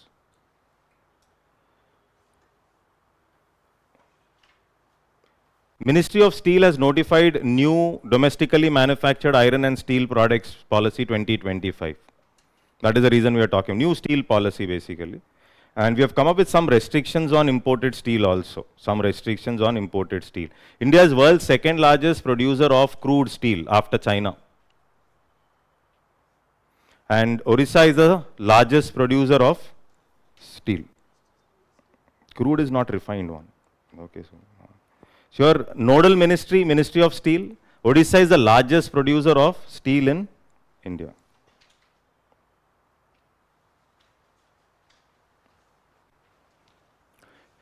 Restrictions on global tenders in the new steel policy. In the new steel policy, there is a restriction on global tenders. We said no global tender inquiries for most iron and steel products, barring some exception. Emphasis on domestic value addition. Capital goods used in production of the alloys such as furnaces and rolling mills must achieve at least 50% of domestic value. Then we also came up with reciprocal clause. What is this? Some suppliers, we are banning suppliers from countries that bar Indian firms in their government steel procurement. They have barred us, no, with respect to steel procurement, so we have also decided to bar them. So reciprocal clause, domestic value addition, and restriction on global tenders. These are the three things which you will focus. Okay, go back and check PM Mitra, important only. Okay, and then also see, what is this? You have this textiles which is called as technical textiles, right? What is this?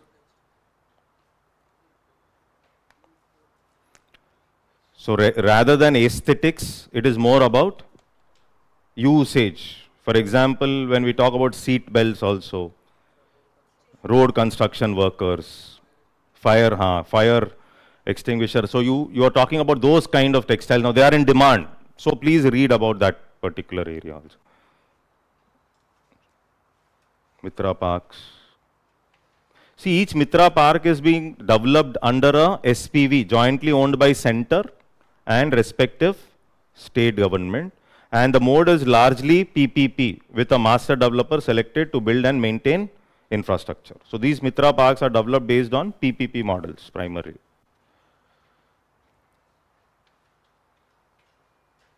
Okay, nothing here. Sunrise sectors.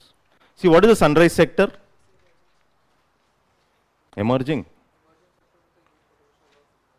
So emerging sector which is helpful for both growth as well as development. 12th five-year plan primarily focused on food processing industries. These industries as what sectors? Sunrise sector. It is an inherent concept that shows hope of a rapid boom for a developing sector or market in its infancy stage. They are characterized by high growth rates, numerous startups, and a wealth of venture capital funding. SEZ reforms. Government is talking about voluntary hallmarking, unique identification based hallmarking for silver. You know how silver. Okay, so yes. silver, jewelry. Gold anyhow you have these standards in place.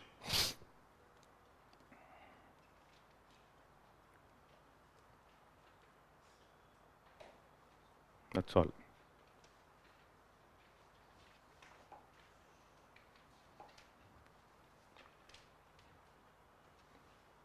Okay. So these last factual topics, no, basically few things which are there. Now some students have this doubt what to do. We'll see how we will use PT.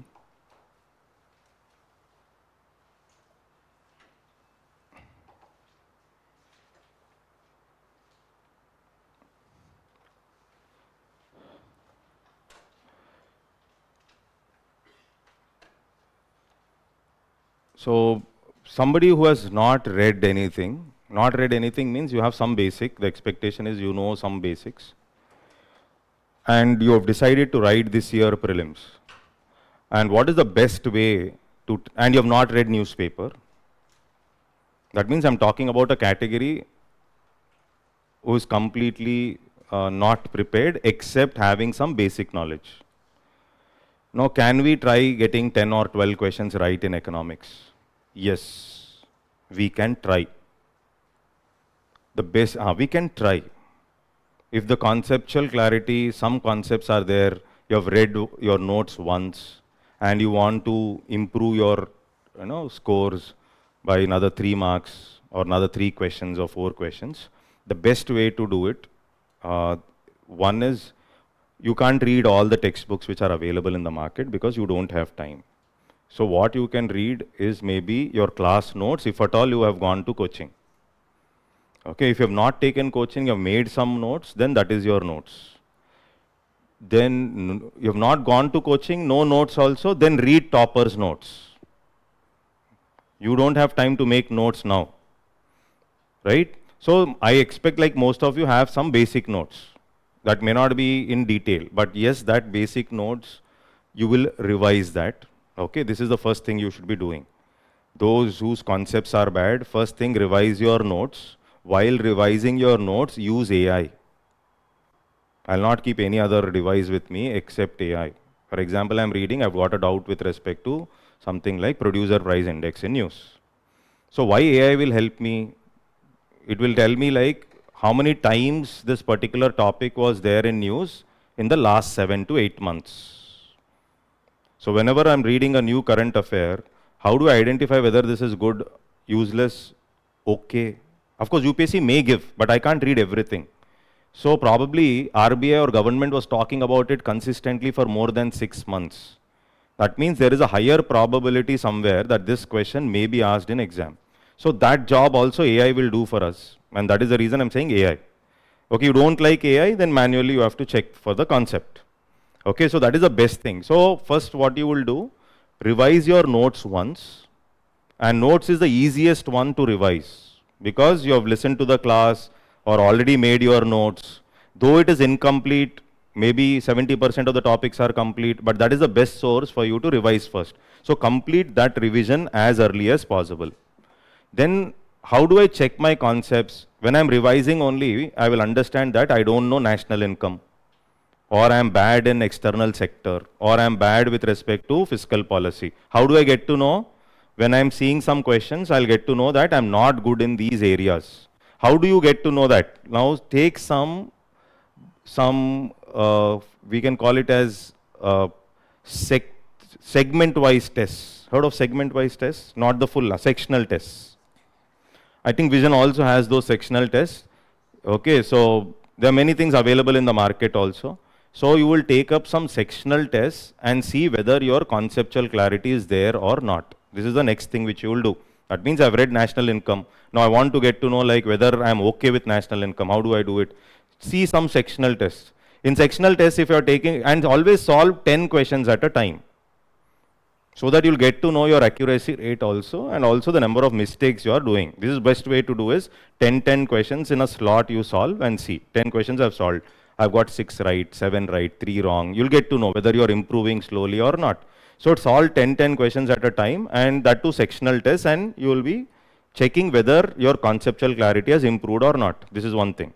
You need not solve everything. You're getting 6 questions out of 10 right means you're okay. You're getting only 2 or 3 right means something there is a problem. That is how it is, because sectional tests are generally difficult, factual. Okay, so that is one. Then focus on key areas based on current trends. What is the meaning of current trend? For example, last few years, you see financial markets, more questions were there. External sector, some questions were there. Agriculture, more questions are coming. See the same thing in CDS papers also. So that means you observe that there are 3 or 4 chapters where most of the questions have been asked last 5 years. So your focus should be on solving sectional tests with respect to these areas. Okay. And one more important thing, you will get somewhere between 14 to 17 questions. 18 was long back. So maybe they ask 14, maybe they'll ask 15 or 17. Our job is to get 13 or 14 right if they're asking 16. So therefore, for that, I always have a leeway of 3 questions. Instead of doing those 3 questions, I will solve 14 out of 17 in polity right. I'll get 14 out of 17 in polity right. I'll not be getting this difficult questions in economy or the most factual questions in economy or the dicey questions in economy right. So my time should be spent on revising polity. Polity is also one more subject where you can get more questions right. You should get. If you are not getting, others will do it. Economy, at least you can say, oh, the question is difficult. But in polity, everybody will try getting things right. Okay, so there's no escape from certain subjects. So polity is also one such subject. So getting that one question somewhere, one corner, what is beta of a stock? What does beta number indicate? You don't know. Leave it, forget. Okay, so there are some questions. NBFCs, do they borrow? You don't know. You read monetary policy 100 times also, you will get a doubt in the exam. And there is a higher probability that you mark it wrong. Higher probability. In spite of reading monetary policy 10 times also, you will get a doubt in exam. NBFC, will they borrow? Got the point right? Okay, so then there are certain questions like mineral exploration. Now you start using your IQ there. That means you are going to go wrong. That means there are questions which will go wrong.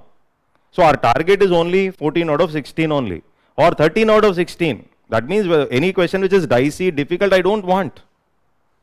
I don't want it. God, keep it. We don't want it. If it is coming, it is okay, we'll take it. If it is a very difficult question, still you know the answer. Fantastic. Don't be on cloud 9 also.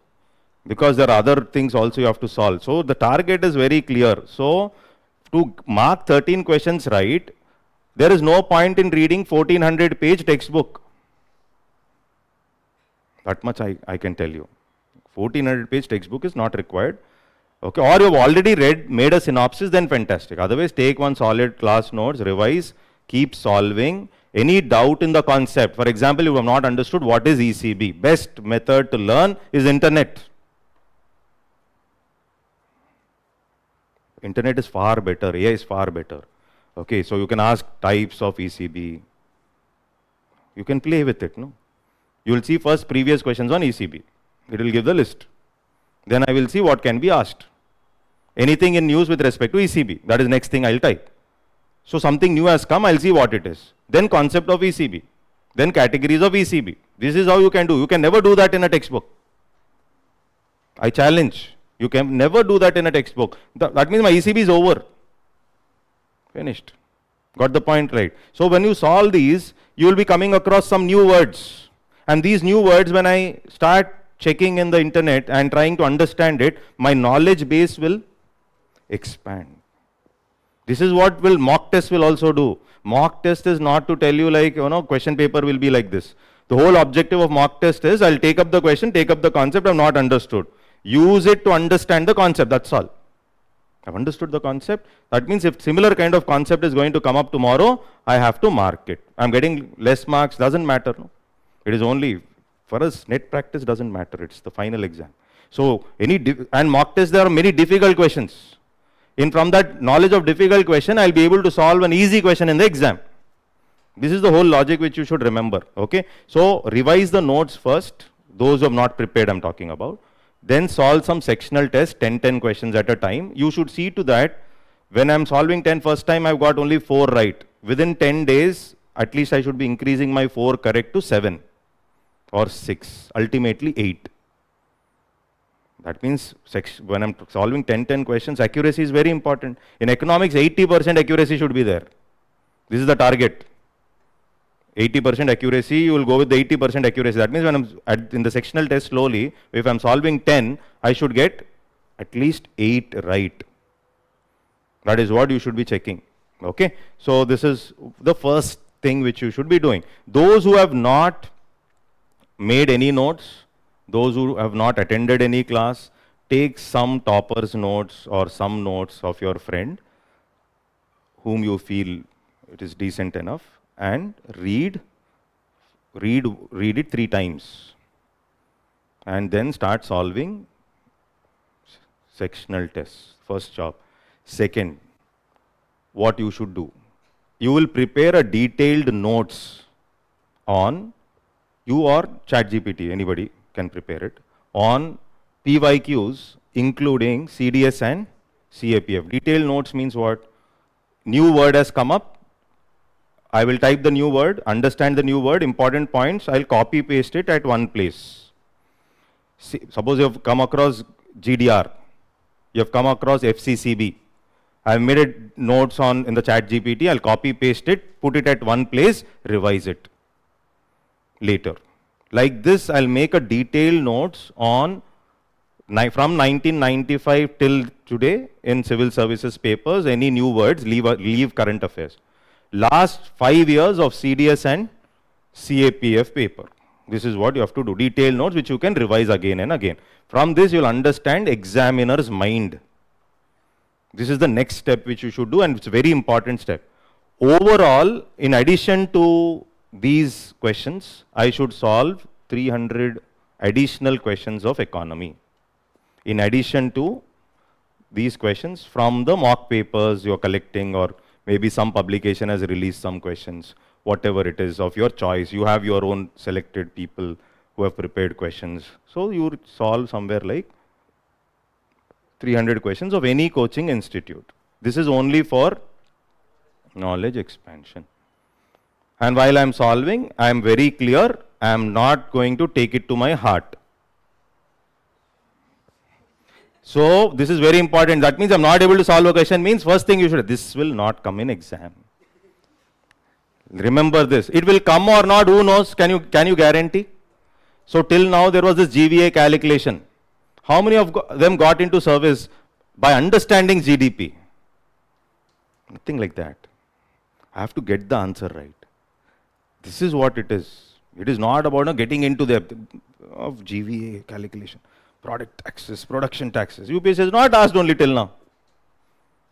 But while learning, yes, interest is there, so therefore I am learning, but that one question is coming and going wrong, nothing will happen. Sky is not going to fall. This is something which approach should be very clear. This is very important. Confidence is the key. Tomorrow, like when I'm getting continuous 5 questions are going wrong. Go watch a movie and come back. Okay, so not solving. We are not solving. We are not solving. We'll go back, we'll do something else and come back again and then sit fresh. Otherwise, continuously all 8 are gone. That means I'm unfit. No, not like that. So this feeling will come. So you should not focus there. This is very important. If this is not there, we can't move forward. Sometimes most difficult mock papers are there. Sometimes students bring these questions to me. And I'm surprised who prepared also. Okay, because in spite of doing so much in economics, I'm also getting confused. Okay, so A or B, and what is this? How did they frame this question? That means using internet, using so many books, wantedly a question is framed so that you will not mark it. These questions are not the deciding factors. These questions are only for understanding. In the markets, there are many questions, no? They will never come in exam. All this data which we cram, never it will come in exam. Of course, few exports increase, rice is there consistently in news, global exporter, what trade, what is our contribution, which are genuinely coming in newspaper regularly. Only there questions will come. Everybody keeps saying, UPSC is asking from that corner. Which corner? Some corner. I'll not mark it. I don't know that corner, man. I only know fundamental rights, directive principles, and these things, which I'll mark it properly without doing silly mistakes. So this is very important. So confidence without, yeah. So 300 questions, this is very important. And when you do research, remember one question paper research, writing a question paper takes, let's say, 2.5 hours for you, 2 hours. And then research will take another 2.5 to 3 hours. If I'm solving 2 question papers, it will take 8 to 9 hours. Last 30 days, if I solve 2 to 3 question papers every day, got the point, right? It will take 15 to 16 hours. And you will be able to solve 10,500 questions before going to exam. This is what you. And then also if we fail, it's okay. That is all God's grace. You can't do anything. You accept this fact, then stress is also not there. You're just an instrument. Okay, so you accept this fact, there's no stress also. Oh, stress, because you are thinking or you are doing. You are not doing. You're just, do it in flow. Okay, so this is the second thing. Then, now current affairs. Current affairs for those who have not read newspaper. Those who have read newspapers religiously, they are different. They have some edge means, yes, definitely they'll have some edge. Some edge will be there. That edge can give them 1 question more, maybe 2 questions more, maybe that may be deciding. But you don't have that edge, so what you should do? First thing when I'm reading PT also, again, fresh when you're reading. See what were the most of the topics that were asked in the previous questions. Start with those topics, current affairs. And when you're reading, simultaneously read it with concepts. That's very important. Read it with concept. That means you're reading about small finance bank. I'll also Google out what is payment bank. I will also Google out what is RRB, what is cooperative bank, understand everything. This is called as revision. So then I'll read the current affair of small finance bank and move forward. It will take time, but I'm telling you it is helpful. It is helpful. Suppose I'm reading fiscal policy on budget, madam's budget you're reading. A synopsis you're reading. You came across FD. So in the budget, I think FD is not going to be the target. Already they are talking in the media. It is going to be debt, and debt to GDP and all that. So whatever they are talking about, then you will understand the concept of FD, concept of RD if you don't know. ERD, what is the concept? Check last 5 years rates, etc. And then come to the current affair. This is what I mean by. Second, do not neglect agriculture and schemes. Do not neglect agriculture and schemes. Schemes means, sir, again, everything we can't do. So identify something in the budget, identify some ministries where questions are coming, and those things you will read. You will not just leave it. And then focus on budget. This is a very simple way. I'm not reading any 1500 page. I'm practicing more, if you observe. More of practice. And one more thing, when you read current affairs of one institute, solve questions of other institute. I'm not saying don't solve same institute questions, but we solve, but logic is because current affairs we don't know. Suppose I'm reading current affairs magazine of one institute, I solve the papers of other institute. Every institute, some good institute which you feel, okay, their papers you can solve. Okay, so that is also one more thing which you can do. This is the best way. This is a shortcut way actually shortcut is, and one more thing, there is a quick revision material. While quick revision means those who don't have notes, not made notes. So Vision has a quick revision material. So along with PT 365, I will read concepts from quick revision. Doubts in the concept, ask ChatGPT or AI, and that is the best way to prepare. Quick revision, quick, no? We are very quick there. Of course, sometimes quick revision can be 300 pages. So that doesn't mean everything is important there also. Got the point right? Okay.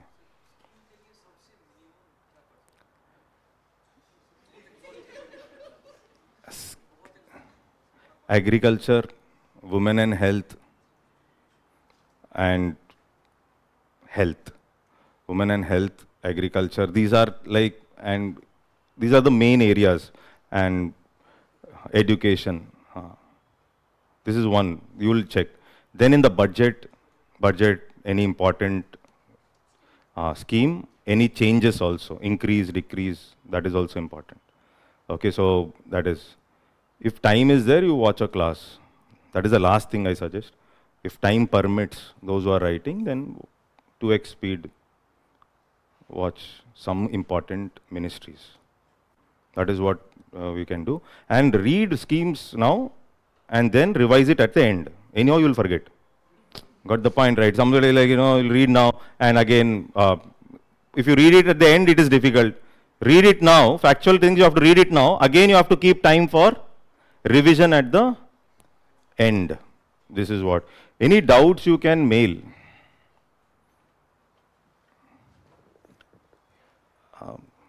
Immediate reply will not come, but definitely reply will come. Okay. So any doubts.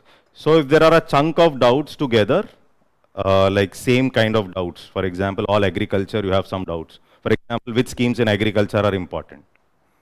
There are some students who do this. Suppose I say, sir, agriculture is important. Now, next question they will ask, the mail will come. In that what? But I am not the setter. But maybe based on budget, based on previous year question, I'll do permutation and combination and tell these are important. Question may come from there or not. I don't know. If it comes, I'll take the credit. So if it is not coming, I will say UPSC. Okay, so nothing like that, but got it on the lighter side. But that is how it is. But you tell me like what you, in the mail, this is what you will tell me. And for example, you want some papers like, CDS, somebody have this doubt, like CDS 10 years, sir, we should solve. 5 years, 5 years definitely you should solve. If you have time, solve 10 years, but if you don't have time. See, CDS questions are far better than our paper. Your concepts will be clarified. Supply demand type questions, poverty based questions, unemployment related factual questions, everything is there in CDS. So when you solve, you will not be able to solve few questions. I'm damn sure about it. So when you're not able to solve, you'll go back and read that topic. So automatically the revision will be stronger. This is the whole logic of CDS and CAPF. And one more thing, economic survey.